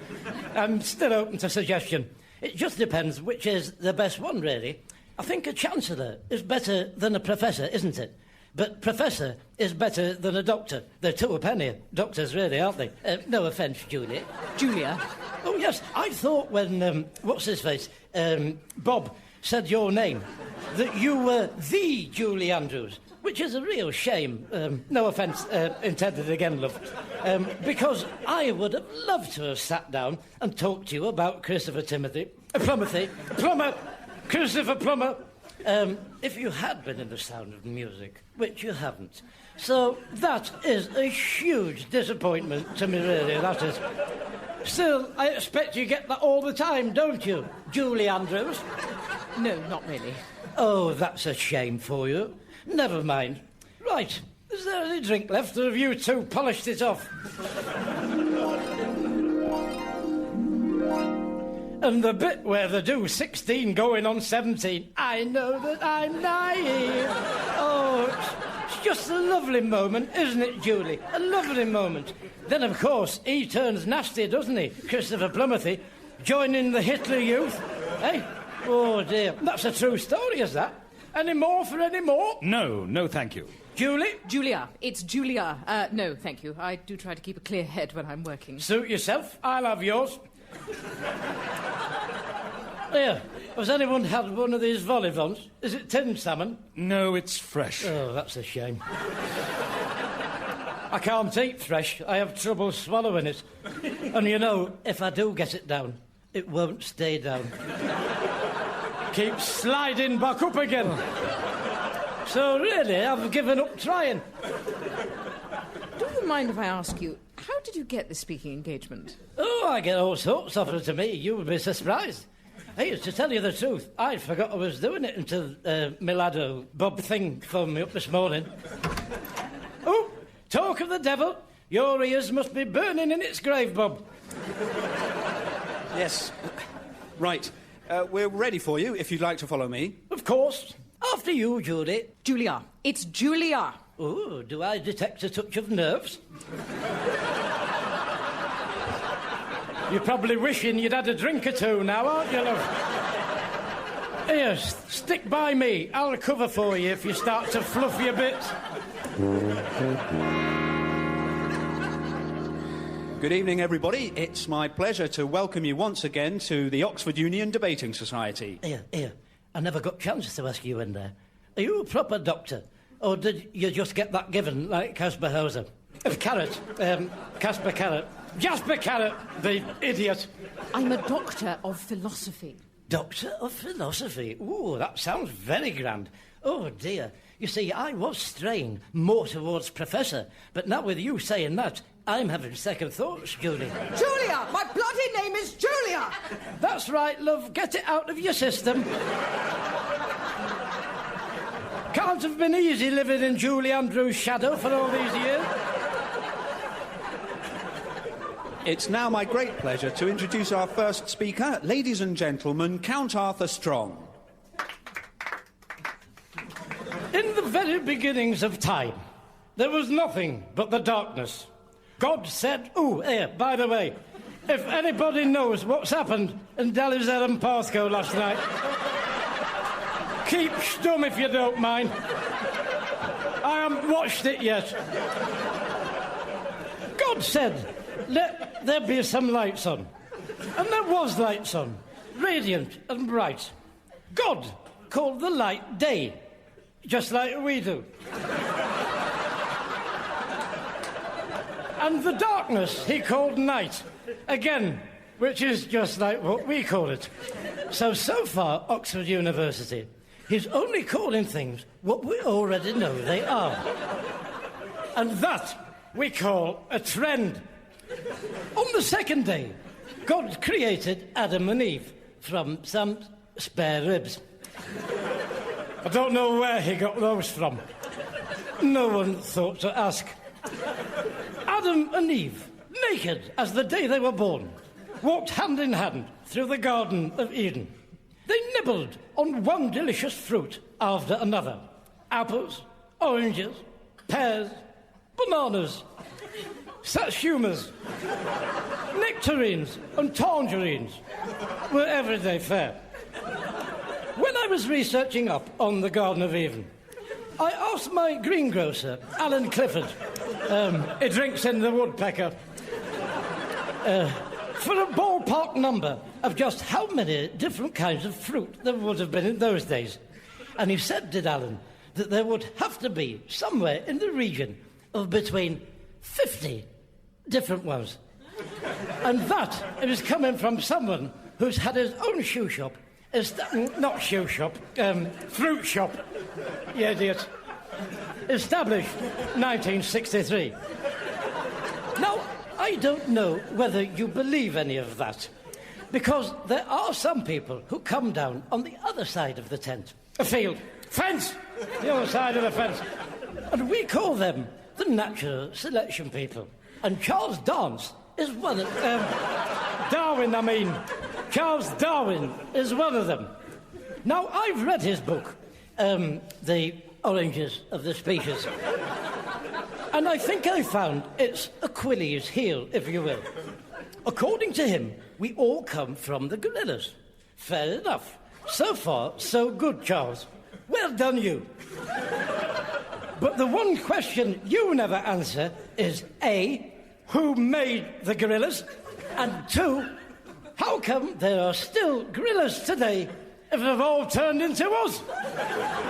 You see, you can't have it both ways. Here, it's like Charlton Heston. 1 minute is Moses, 10 Commandments. Next minute, it's talking to a gorilla. It's talking back, riding round on a horse with a rifle in its hand. Hey, now then, a clear case, Oxford Circus, of the Bible dumbing itself down.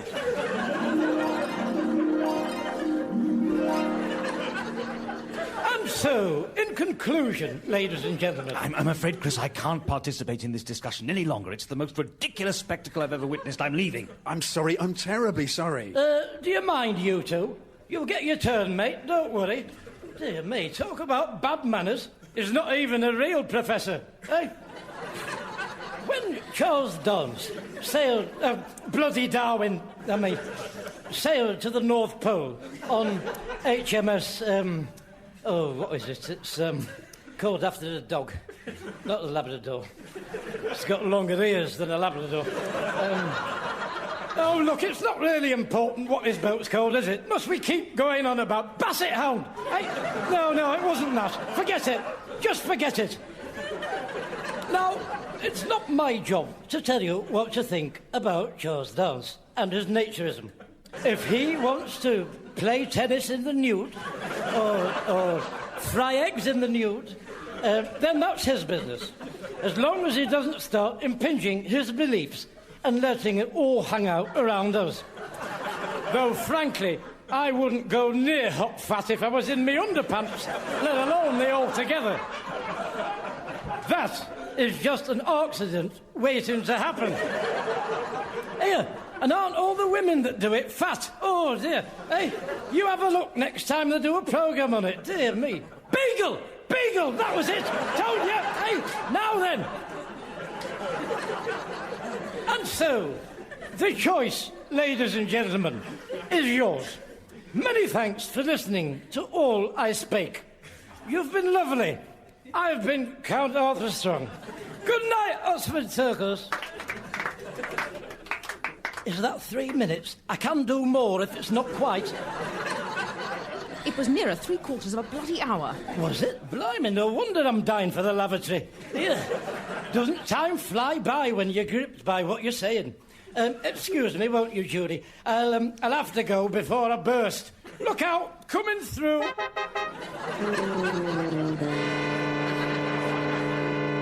Right, let's find a stone. Wilf! Wilf! Come to the window, you dozy so-and-so.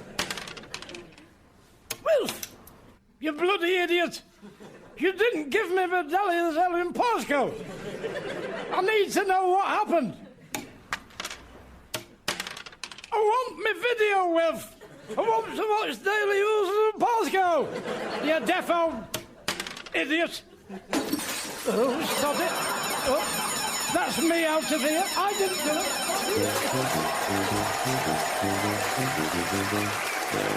Appearing with Count Arthur Strong were Sue Perkins, Alistair Kerr and Dave Mountfield. The script was written by Steve Delaney and edited by Graham Duff. Count Arthur Strong's radio show was recorded live at Comedia Brighton, is produced by John Leonard and Mark Radcliffe, and is a joint Comedia Entertainment and Smooth Operations production.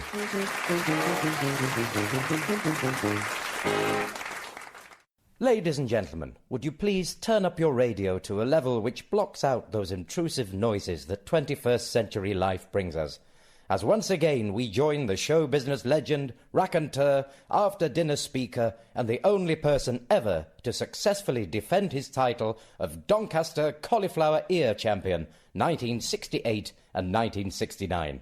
Yes, you've guessed, it's time for this week's instalment of Count Arthur Strong's radio show.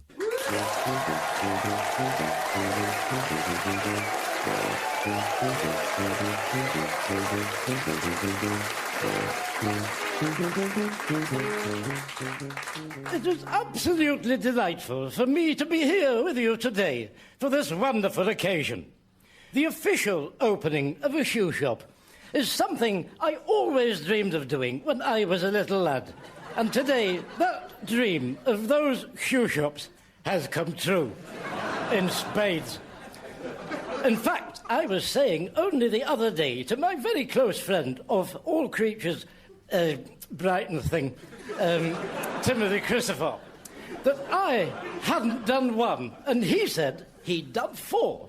And that just made me think, it's all right for some, isn't it? What's happening? And so to the reason why we are all assembled here today. What's happening? I'm opening a bloody shoe shop. It's nothing to do with you, so just shift yourself. And I shouldn't have to deal direct to the public. There should be someone wearing sunglasses and headphones between me and the masses. I've seen crowds turn nasty before for no apparent reason. Do they do slippers? How would I know? Do I look like a slipper salesman? Yes. Well, I'm not. for your information, I'm a busy, terrible personality. And, oh, no, I'm not. I'm a terribly busy personality. Terribly busy personality. One of the things I do is open things for money. So shove off, because you're causing yourself to be a spectacle of your own making. And so, without further ado, I named the shoe shop... what's it called? Carter's Casual Footwear. I named this shoe shop Carter's Casual Cartwear. Right, now, could you just stay there a second for the photograph? Absolutely, of course. Oh, of course. Oh, yes. Always happy to accommodate the gentlemen of the press. Who's it for? The Times? The Express? The Telegraph, perhaps? Retail Footwear World. And if, Mr. Carter, you could get in next to him, let's have a shopper in as well. You love, will you, Do they sell slippers? Oh, not her. Can't you pick someone else? Well, there isn't anyone else here. Right, just stand there, love. Not in front of me. I'm the main attraction. You're masking me. Stand in front of him, Mr. Carpenter. Do you think you could, hold a shoe or something? I'm not holding a bloody shoe. I am a show business personality. I have people to hold shoes for me. Right then, OK, well, say cheese. I'd rather not, if it's all the same to you. Cheese does tend to repeat on me. I am prepared to say cream cracker, however, without fear of dyspepsia. Whatever, it doesn't really matter. Maybe not to you, but I'm burping all morning if I have a bit of cheddar. Some people are lactose intolerant, to whom the mere thought of cheese is, anathema to them. Oh, well, I'm sorry, I think. Right, ready and... Cheese! Cream cracker... Oh, I wasn't ready for that. I had my mouth shut. My eyes open. I had my eyes shut. Well, let's try one more time then. Keep your positions. Ready and... Cheese! Oh, sod it! I've said cheese now. As if I haven't got enough problems with my digestion, I'm a martyr to. Right, that's my responsibilities discharged. See? It set me off as that.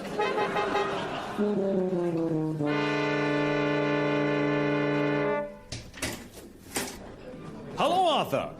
Jack? A pint, is it? That would be the conclusion I would jump to if someone walked into my public house with a look like this on its face. Pint it is, then. Are you well? Don't ask. You don't want to know, Jack. You do not want to know.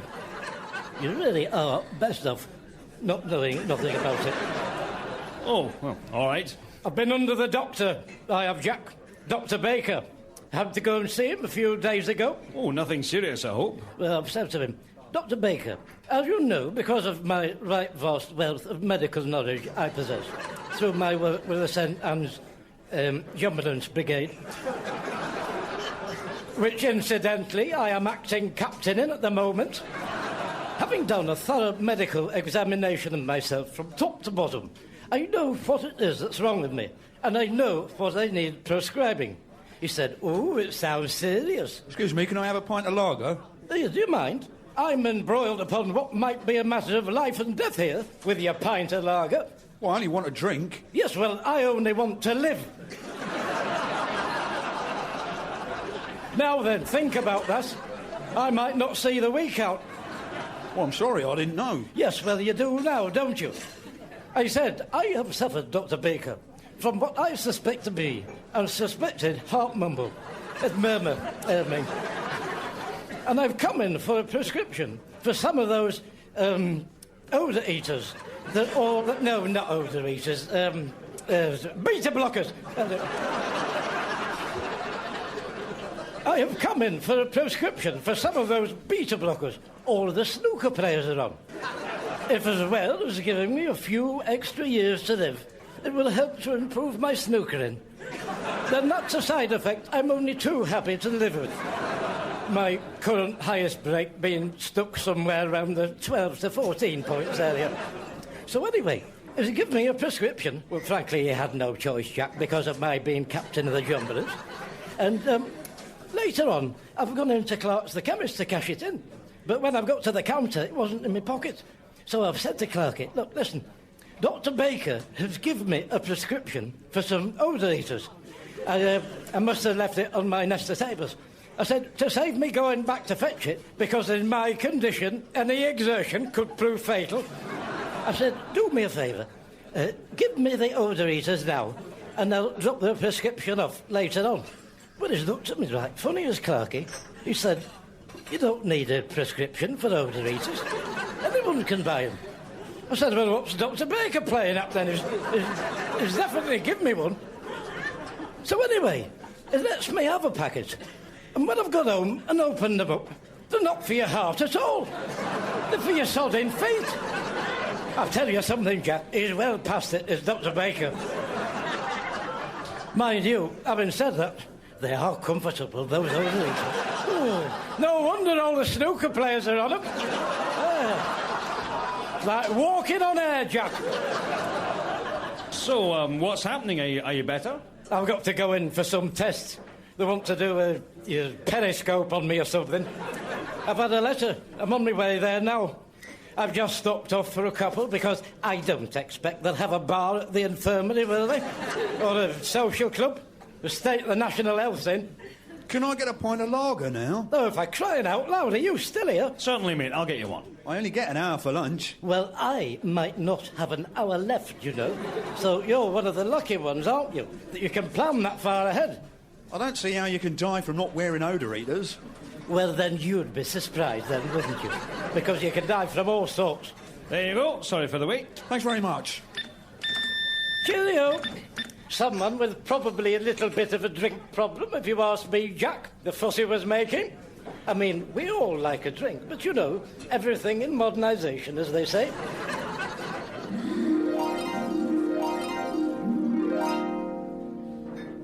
To Mary had a canary up the leg of a draught. Come on, it wouldn't come down for half a crown, but would have allowed it the floor. Oh, smashing! Another one of those, please, Jack. What time's your appointment at the hospital? Oh, sod it, I'd forgotten about that. Oh, I'll finish this, then I'll have to get off, I suppose. Jack, could I just shake you by the hand, in case I don't make it? And I'd like to say a few words to you. Your pub, Jack, has been like some bacon to me. Like a beacon. Like a beacon to me. These last few insignificant years of my mortal coil of mine I've lived, which don't add up to a hill of beans when you think of all the millenniums we've lived through. 3 world wars, icebergs, man in the moon. My plight, in the great scheme of things, is of no consequence. I came from the dust, Jack, and I will return to the dust, Jack. I'm not afraid. Not of dust. I mean, it's only dust. Are you getting me that short or not? I was just listening to you. You listen with your ears, Jack, not your optics arm. Have you never heard of multi-story tasking? There you go, Arthur, on the house. Thank you very much, Jack. Down the serving hatch. Ooh, by gosh, that's the stuff. Right. Well, I might see you again, Jack. I might not. But if I don't, the shoulder of mutton will always hold a very special place in my shoulder. Dear heart. All the best, old friend.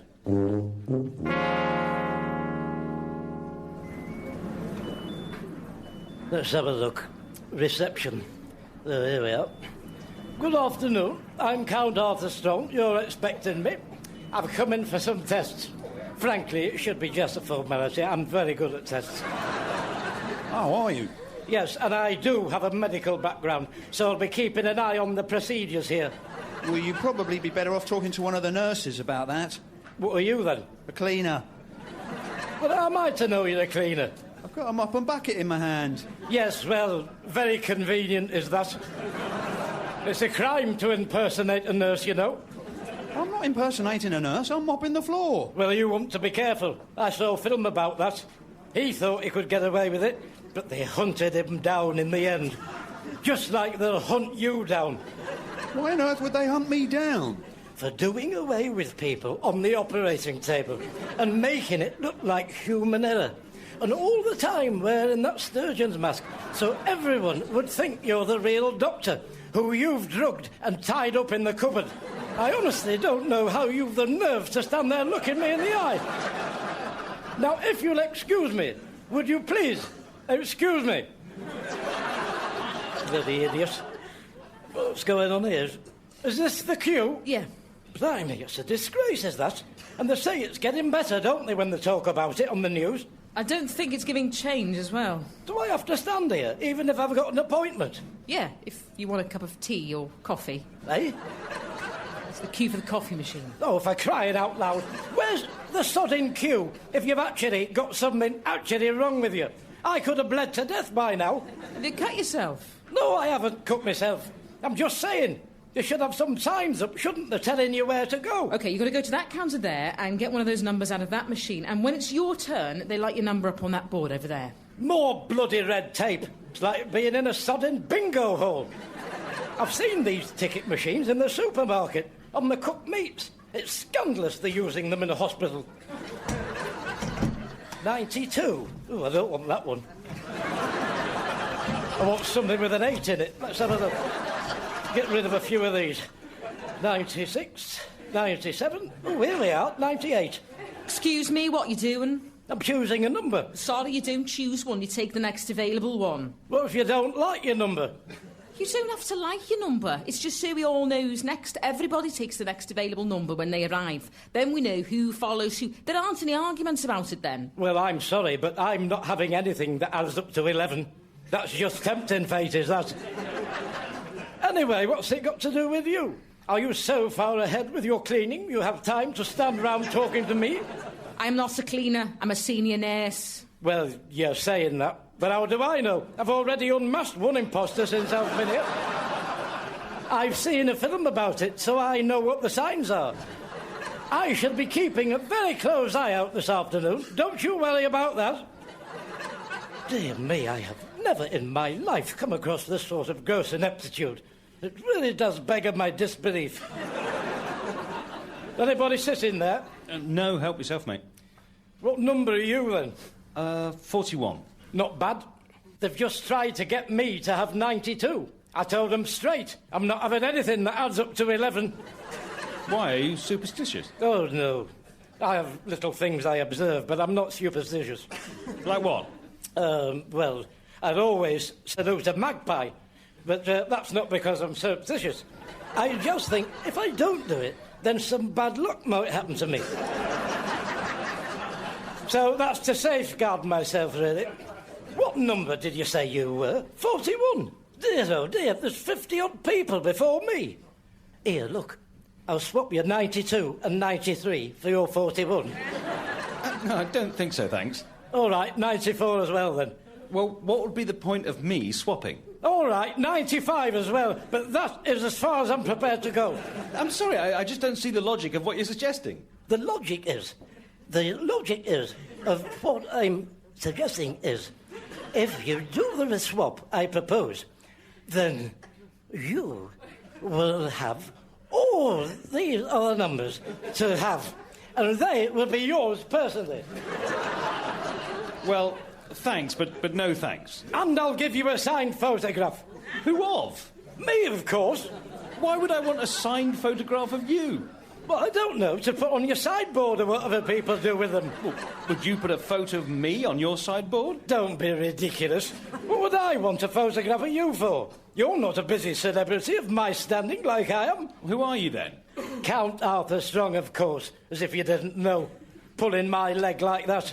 I'd laugh if I hadn't heard it before. Ad bloody infinitum.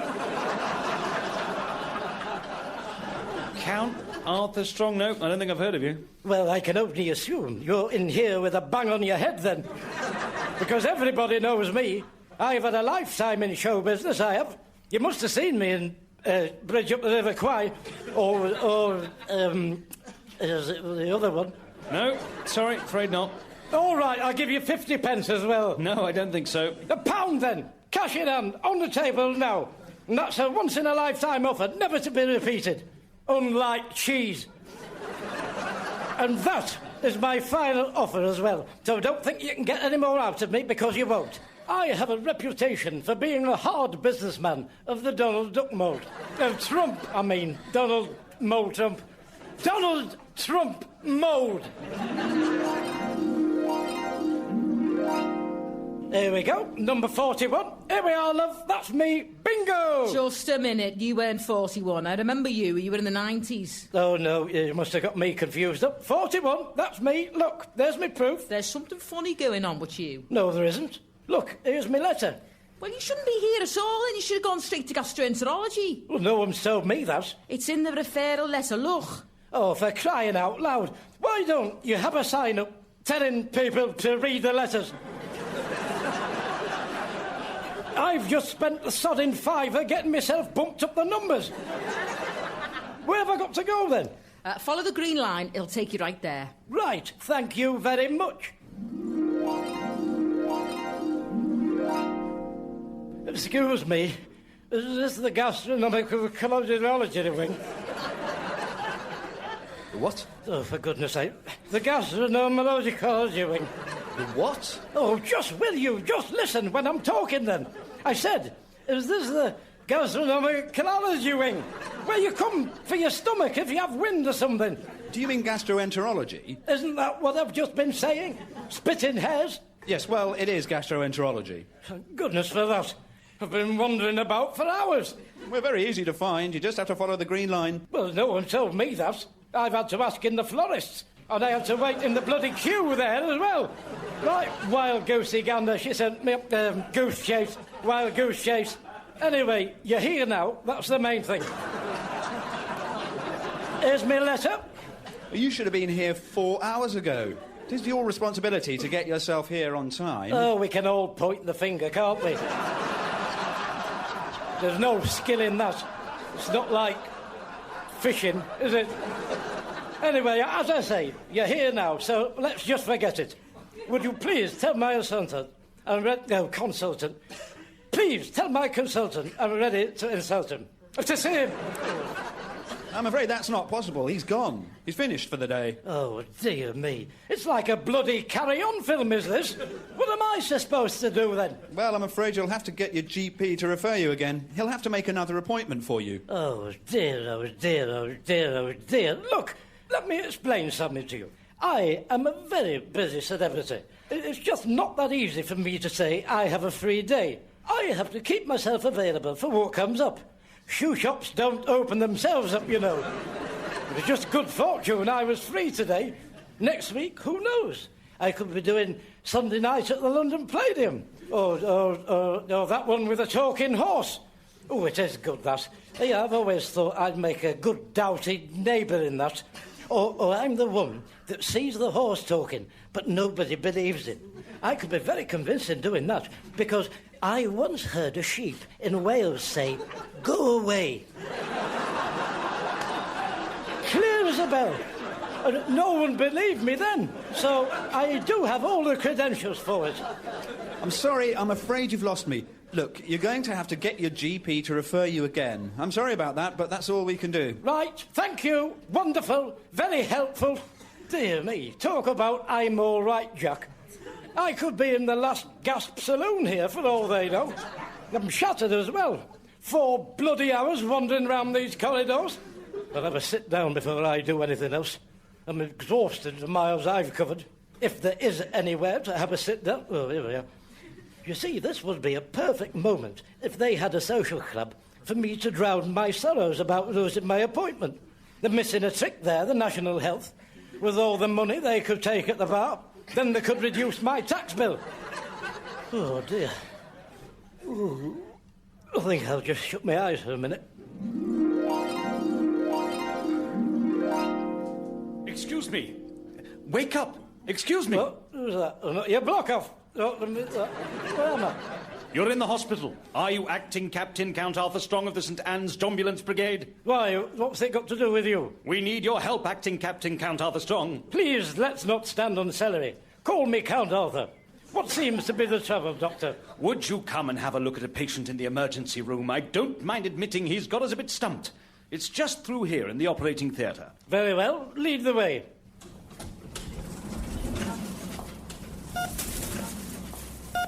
Good afternoon, everybody. I'm Count Arthur Strong. You may have heard of me. Now, some of you may not agree with my methods and techniques I employ. To those people, all I would say to you is let's save this man's life and we can have a post-mortem afterwards.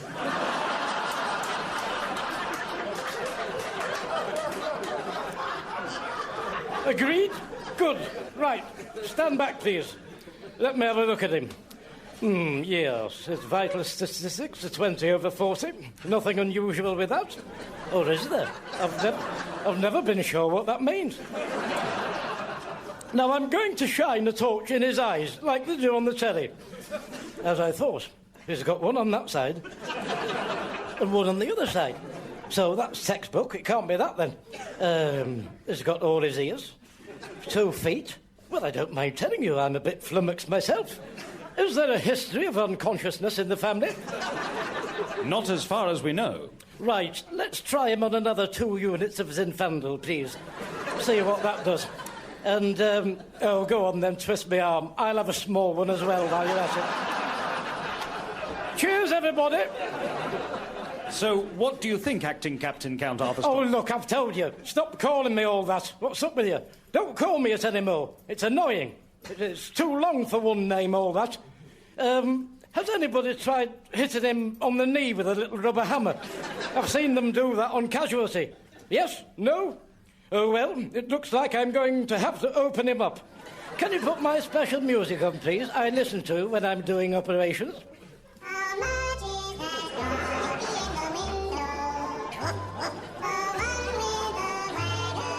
Scalpel. Scalpel. Pardon? Scalpel. Oh, I've just asked you for that. You must be psychic, you. Right, now I'll be making the first incision parallel to the spleen along the wall of the abdomen. Not orthodox, I know, but it'll get us in there quicker. Swab that for me, would you please? Oh, dear. You better keep your finger on that. I'm not quite sure what those are. Clamp. Clamp. Pardon? Clamp. Oh, yes, thank you. Trumpet. Trumpet? No, not trumpet. It was miles away then. The big tweezer things. My mother used to get the washing out of the boiler with them. Forceps. Forceps. Forceps. Forceps. Pardon? Forceps. Listen, it was funny at first, love.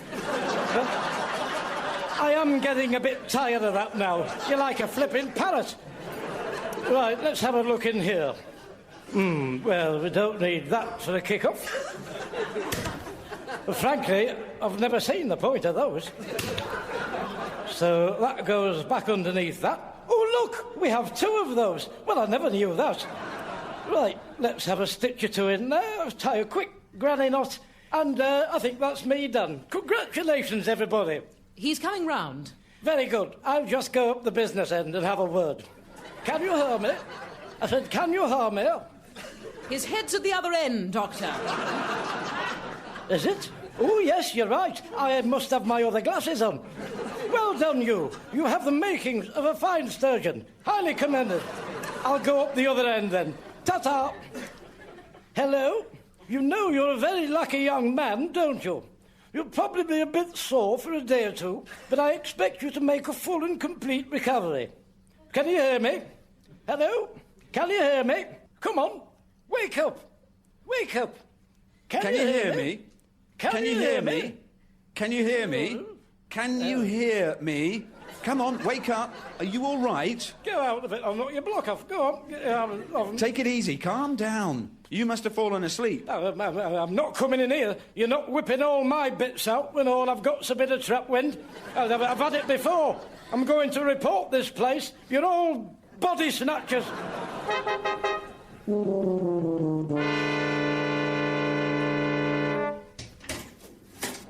Jack, get me a drink, quick. Arthur, you're still in the land of the living, then? No, thanks to them at the hospital. Oh, it's shocking what's going on up there. Cleaners doing major heart surgery. Fortunately, I had what they call an out-of-my-head experience. Body, out-of-my-body experience. Like you read about in The Woman's Realm, Jack, while I was in there. And it's a sodding good job I did. Otherwise, goodness knows what they'd have whipped out of me. Well, that's £2.20. You've not had the results back already, have you? No. I've re-examined myself, Jack, and I've given myself the benefit of my own second opinion of mine. And on reflection, I've decided it might have been a spot of trap wind. I have had it before. I will be monitoring myself over the next critical 48 hours, and if it is, I suppose I'll just have to learn to live with it and make the most of what time I do have left. Here's your change. Oh, sorry, Arthur. Where's that gone? Must have rolled under the footrest. Oh, there it is. I'll see if I can stretch and get that. Come on. Oh, come on. Nearly got you.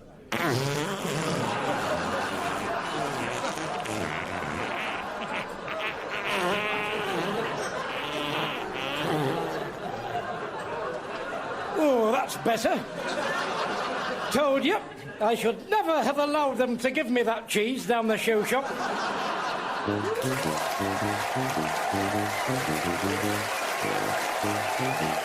Appearing with Count Arthur Strong were Sue Perkins, Alistair Kerr and Dave Mountfield. The script was written by Steve Delaney and edited by Graham Duff. Count Arthur Strong's radio show was recorded live at Comedia Brighton, is produced by John Leonard and Mark Radcliffe, and is a joint Comedia Entertainment and Smooth Operations production. And now, ladies and gentlemen, there follows a short appeal. Please stay tuned to this radio station for the next 28.5 minutes, as the crow flies, for we now join the show business legend, raconteur, after-dinner speaker, and twice the South Riding of Yorkshire's pork pie balancing champion for 1968 and 1969. Yes, indeed, it's time for this week's instalment of Count Arthur Strong's radio show.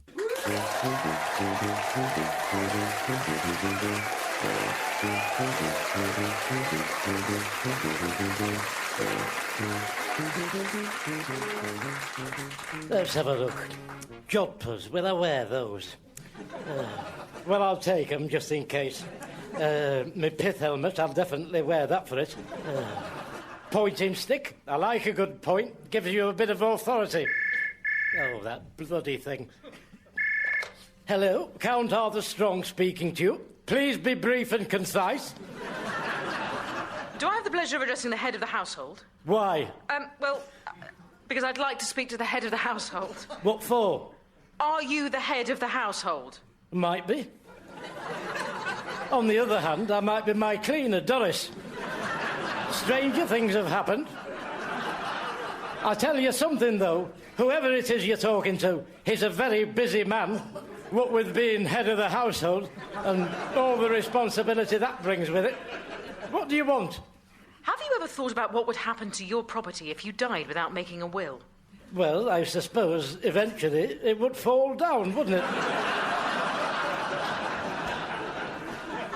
I beg your pardon? It'll not stand forever, will it? It would obviously fall into disrepair, and then in, well, I don't know, 100 years or 1,000 years or something, it would eventually fall down. Like all these abbeys, you see. Pardon? All right, fair enough. They did have all their roofs ripped off them by Henry VIII in a fit of pique against papal Rome, because he couldn't get a divorce from one of his wives. I forget which one of them it was now. I used to know them all. I was known for it, yes. Hang on, let's have a go. Anne Boleyn, Anne of Cleves, Anne of 1,000 Days, Anne Hathaway, Catherine the Arrogant, Catherine Hepburn, Audrey Hepburn, Glenda Rogers. Oh, she was good in that one, wasn't she, Glenda Rogers, with Keith Michelle. Anne Hathaway and Felicity Kendall. There you are. That must be at least 8 of them. I told you. Are you still there? Yes. Has that answered your question? No. It's your will. I wanted to talk to you about whether you've made a will or not. Ah, so that's what you are. An ambulance chaser, eh? You draw me into a seemingly innocent, hypothetical conversation about how long it would take my house to fall down. Then, when you've lulled me into a false sense of senility, you get me to change my will in your favour, like that big blonde did who keeps ballooning up. Oh, yes, I was reading all about that in last August's Woman's Realm at the dentist. No fillings. No, it's nothing like that. She'll probably spend his millions on more plastic surgery in the search for eternal youth. Mind you, I suppose I've been blessed, I have. I've always looked younger than I am. Oh, yes. I've never had any need to have my buttocks siphoned off and squirted in my forehead like some of them. Thank you very much. Cliff Richards has it done once a fortnight. It's a wonder he can sit down. His bottom must be red raw some nights. Lulu, she's another one. Can I just explain why Oh, dear, wouldn't it be dreadful if they got the syringes mixed up and you ended up with Cliff Richards' buttocks in your face?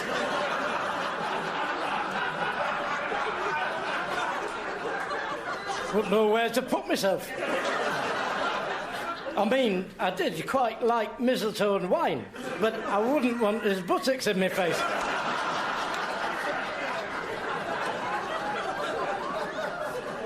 Made me feel quite bilious thinking about that. Look, I'm not trying to get you to do anything you don't want to do. All I'm doing is I'm selling do-it-yourself wills. Oh, yes. And who is it you work for? Burke and Hare, eh? You must think I was born yesterday. Well, I've got news for you. I wasn't born yesterday. And frankly, I'm amazed you thought that a day-old baby could be holding an intellectual conversation like I'm doing to you. You're living in cloud cuckoo land, you. You've made a mistake. I think you'll find it's you who is the mistake maker here. Listen, I'm going to do a 17417 whatever it is when I've hung up and give all your details to the police force. And what you haven't realised is I've rather cleverly tricked you into telling me your name, haven't I, Mrs. Birkenhead? Hey? She's hung up. Dear, oh dear, the rudeness of some people. She'll not be trying that one again in a hurry. Now I have put the frighteners on her. What time is it?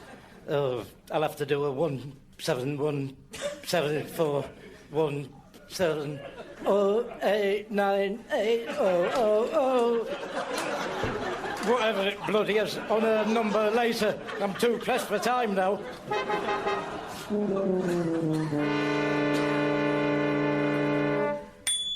Good morning. Morning. Some streaky bacon, please, Wilf. Pardon? Some streaky... You're not Wilf. Well, I know I'm not. Just a minute. What's going on here? If it's the butcher's you want, it's next door. You've come in the optician's. How's that happened, then? I don't know, but if you're thinking of an eye test, you're in the right place. There's nothing wrong with my eyes, as you would realise if you were a proper butcher. Oh, for crying out loud. I think someone is playing silly beggars here, aren't they? And now, if you'll excuse me, because I don't have time for your silly games, good day to you. Oh, by the way, if you look at that light fit in there and say hello, because you've just been on Candida Camera. What's Candida Camera? Can't stop. Got to catch the next person unawares. I'll tell you something, though. You'll look a right bloody idiot when it's on the television, clever clogs. Oh, yes, you've been framed, all right. Now then.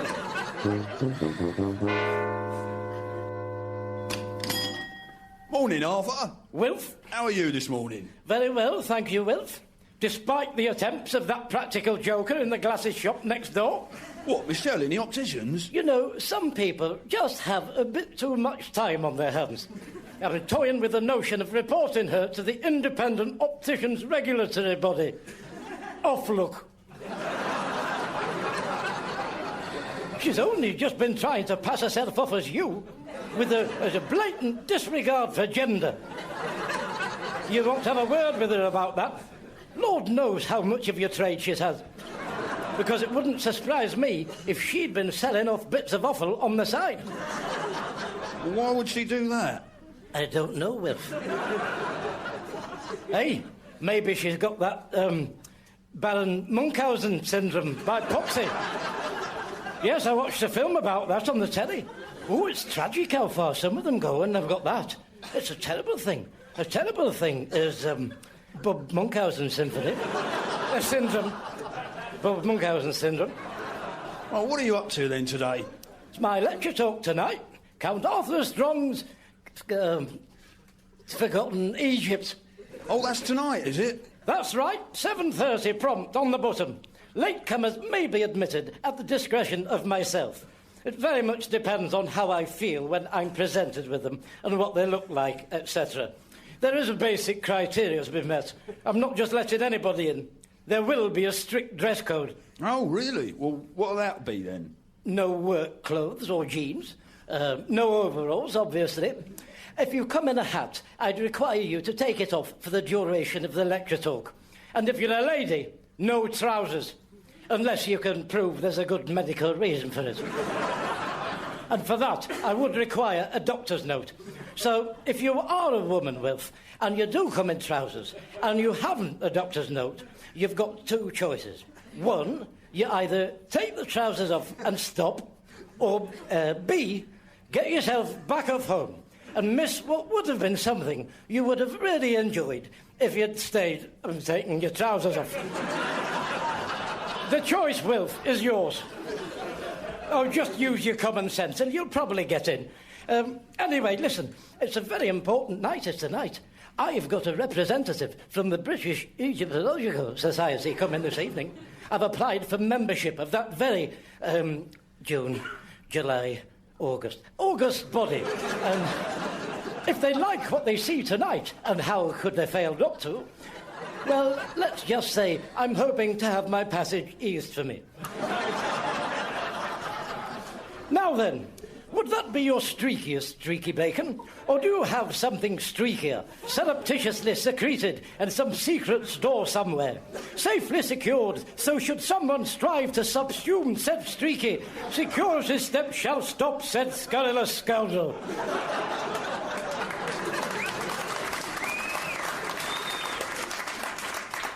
Or is that the lot you've got there? That's the lot. Right, I'll have 2 rations.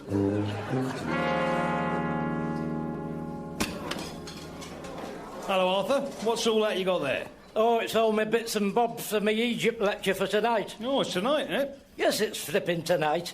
You've had a poster up in this cafe with a date on it for a fortnight. Well, yeah, I did look at that, but I can't read it. That, Jerry, is because it's in hieroglyphics. Like a poster in a cafe would have been in those days. It's authentic, Jerry. That's why you can't read it. Yeah, but how will anyone know what it's about or what time it's on? The time's on there. Where? Oh, for crying out loud, Jerry. You have to at least come and meet me some of the way on this. Look, knotted rope, severed arm, lioness, viper, carpet, severed arm, staff, rock, staff, vulture, viper, vulture, water. 7:30, what's up with you? Oh, right, yeah, I see it now, yeah. What can I get you, Arthur? I'll have 2 teas and a slice of toast. Slice of toast and 2 teas. No, will you just listen? 2 slices of tea and a cup of toast. I can't put it in a plate. No, it's not that. 1 tea and 2 slices of toast, please. With an egg on it if it's not too much trouble. I'll bring it over. Right, get me red biro out. Me pad. Are you using that, mate? What, me red biro? Your tomato sauce? Haven't you got any on your table? I wouldn't be asking if I had. Oh, go on then. As long as you bring it straight back. And I'm trusting you now. Normally, I'd get you to sign a chitty for it. But I'm a bit too busy for that at the moment. Thanks very much. Now, let's have a look at this. Welcome, fellow Egyptologists. That's a good start, is that? Because that's inclusive, and that's what they'll be looking for. Welcome, fellow Egyptologists, to what I hope will be... There you go. What? Your sauce back. Oh, thank you for being so prompt with it. Don't mention it. Right, now, welcome, fellow Egyptologists, to what I hope will be an illuminating and instructive... Excuse me? Oh, what? What is it now? I was wondering, could I use your tomato sauce? What's up with yours? I haven't got any. There's none on the table. Oh, take it. But only on the understanding that you return it at the earliest eventuality. Thank you. Welcome, fellow Egyptologists, to what I hope will be an illuminating and instructive series of... Here you are. Oh, here I am, what? Your sauce. Oh, for crying out loud, just leave it on the table with you. Welcome, fellow Egyptologists, to what I hope will be an illuminating and intrusive series of lecture talks over the... What? What are you staring at? Oh, don't tell me. Here, Take the sodding stuff. Just bloody well have it. And do me a favour, keep it. I don't want it back. Blood and sand. You know, I've never known anything like it. Welcome, fellow Egyptologists, to what I hope will be an illuminating and destructive series of lecture talks. There you go, Arthur. Do you want any sauce on that? All right, that's it. I've had enough. You've just broken the camel, Jerry. Cancel that. Cancel my order. I can see what's going on here. I'm off. I shall see you tonight at Knotted Rope, Severed Arm, Lioness, Viper, Carpet, Severed Arm. Right then, let's... what does that say? Please knock loudly, bell not working. The caretaker. That's a good start, isn't it? Come on, you dozy. Geoffrey! Geoffrey! Geoffrey! Geoffrey! Where are you, you idiot?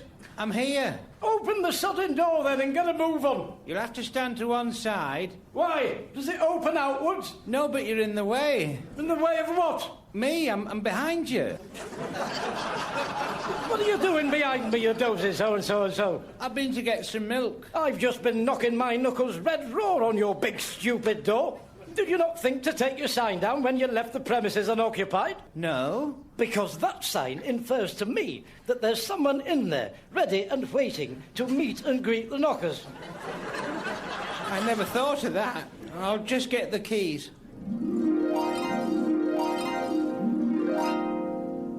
Right, so you're all filled in now, aren't you, on all the do's and don'ts in terms of admitting the general public? I think so. Don't think so, Geoffrey. Know so. It's a very important evening, is this. Confidentially, I expect to be elected to the board of the British Asia-Apological Society after tonight, and who knows what glittering prizes might lay in store for me thereafter. President, perhaps, or even, dare I say it, Vice President. Oh, yes. Well, it would be no more or less than I deserve. Who's on the door, then? I am. Right, that's for you. It's a list of road violations and other procedures of entry that won't be tolerated. Right. Oh, this is Michael. He's helping me out tonight. So you'll be doing my music and lighting, I presume, if he's on the door? Yeah, I suppose so. Well, sure, a bit of enthusiasm. Where did you get him from? He's my nephew. He's stopping with us. Oh, dear, that's all we need. Look, you start with me with a clean slate. I won't hold any of your uncle's misdemeanours against you. With me, you're innocent until I can prove you're guilty. I hope you're better on the technical side of things than you are at communicating. Dunno, I've never done it before. Oh, wonderful. Look, here's a list of cues and what you have to do. It's all written down to make it easy for you. When I say the things on it, you perform the relevant action, right? So come on. If I were to say to you, pyramids, what would that be the cue for you to do? So look on the list. Pyramids. Pyramids. Oh, if I could... Look, what does that say? I don't know. I can't read your writing. Looks like panda. It does not. I'll pander to you in a minute. Look, it clearly says pyramids, does that? Geoffrey, look at that. What does that say? It looks like pariah. It says sodding pyramid, that. What's up with you? Here, you, nephew, whatever your name is, take that cue sheet, and in the time remaining, I want you to study it meticulously. I don't want things going wrong tonight. It's a very important night. I have a representative of the British Asia-Apological Society attending tonight. I want this lecture talk to go with military precision.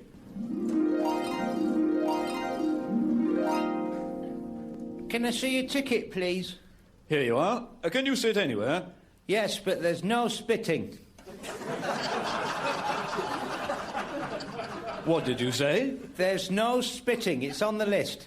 I've no intention of spitting. Good, because I've been told to keep my eye on you. Tickets, please. Oh, I'm sorry you can't come in. Why? Well, he says all the women have to take their trousers off. I beg your pardon? All the women have to take their trousers off or go home. There's a dress code. It's on the posters. Do you know who I am? No, don't think so. I am from the British Egyptology Society. Oh, I don't care where you're from. You've got to take your trousers off or go home. You disgusting little man. Ow! No, don't do that. I was only following orders. Following orders, are you? Well, perhaps you can tell Count Arthur Strong from me that this is not the sort of behaviour we in the society expect of our members. I shall be sending him a letter regarding his application. Goodbye. Oh, dear. Better start then, Michael. Hey, that's the music. No one's come and got me. The bloody idiots. Just coming. Yes, don't worry. The pyramids, the Sphinx, the Valley of Kings, the Valley of Queens, Sir Elgin marbles, and Queen Cleopatra's noodles. Needles. Clean Cleopatra's needles. The spell of ancient Turn it off. You see, nobody told me we were starting. That's what's happened there. The spell of Turn the music off. Turn it off. Turn off the music off. Michael, look at your bit of paper. Turn off the music off. Turn off the music off. Watch my top lip. Turn off the sudden music off. Could you not see what was going on, for crying out loud? Bodes well for the rest of the evening, doesn't it, that? The spell of ancient Egypt has fascinated and enthralled people for the last millions of years. From Ramesses, the sun god, through Nefertiti, right the way up to Hatshepsut, the one-legged goat king. And where we are today. Let's talk for a little while about Ramesses, who I've just mentioned. Emperor Ramesses was a giant of a man, standing some full 6 foot in his stocking feet. Or should I say, in his besandaled feet, in his case, if you'll pardon the pun. Now, 6 feet, let's use the Egyptian measurement, 24 carry 2, 64 pigeon legs. Doesn't sound very high to us these days. But in ancient Egypt, with the average height being somewhere around the 4'6" mark, that would be 24, 38 pigeon legs. You can see that Ramesses stood a good... I wish I'd never started with that now. 15 or 20 pigeon knees above everybody else. Now, as well as all that, Pharaoh Ramesses sired an extraordinary number of offspring. Some hundreds and hundreds of children. They're still digging them up at the pyramids. But you know, my fire was first lit for all things Egypt when I was doing my national service. I was in the entertainment branch of the forces, as you all well know. It's been very well documented in autobiographies people have written about me and such like. And we came to Egypt when we were touring the Middle East in that wonderful, wonderful show, the... what was it? Musical. Fiddler on the Roofing. That's it. That's the one. Anyway, in a break from rehearsals, me and some of the cast hired some of those... what are they called? Yacht of the desert. Camels! Filthy, dirty, disgusting scavengers! Move away from me, you filthy beast! Go on further! That's more like it. Disgusting animals. Spat right in my face. I never even said anything to it. Anyway, we rode, guided only by the stars, nor by nor'west, until we arrived at the old cursed tomb of King Nebuchadnezzar. Do you know, if I live to be 100, I'll never forget that night when we arrived at the cursed old tomb of King Nebuchadnezzar, if I live to be 100. At either side of the entrance there stood, hewn from solid granite, I would imagine, 2 giant colossuses.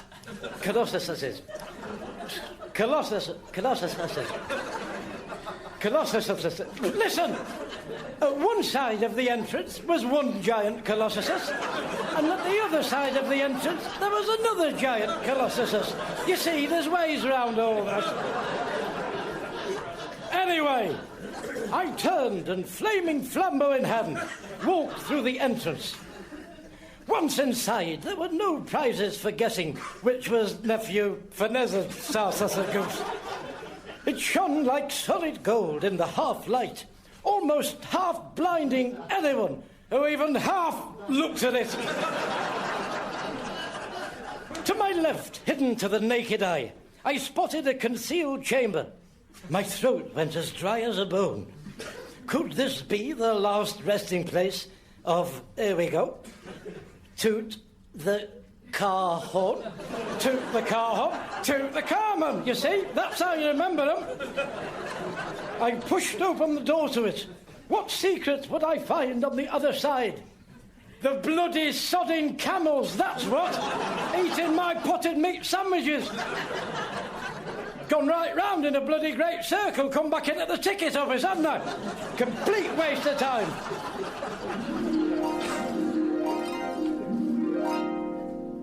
And so, ladies and gentlemen, there you have it.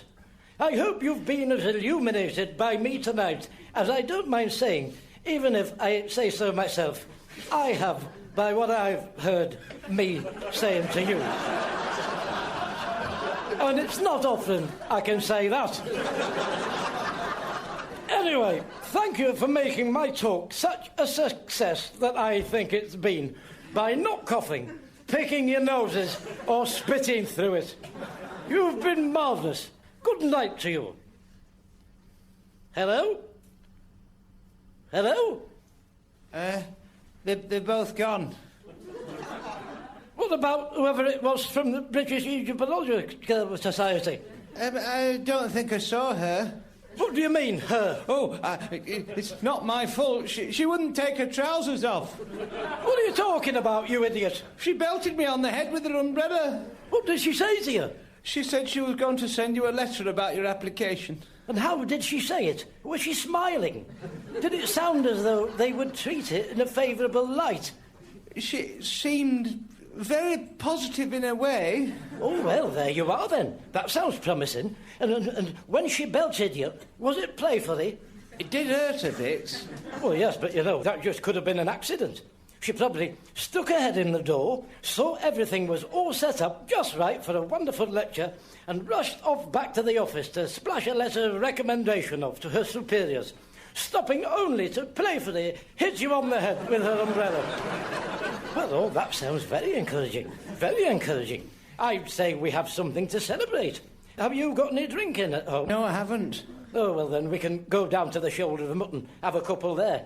Drink to my impending good news. Well, I don't know. I'll see if I can get something to eat there as well. I'm famished. I missed my breakfast this morning. I could eat a horse. And do you know, Geoffrey, when I'm Vice President of the British Egyptological Society, I'll be able to afford to eat one if I wanted, which I don't. I mean, I'd eat one if I was starving, if it was me or it, in the desert or something. But I wouldn't eat one for fun. And I'd only eat what I could kill.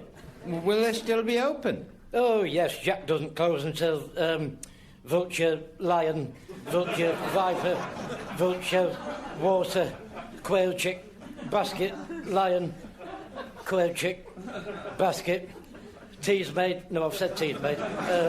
Cuddly toy, glass decanter.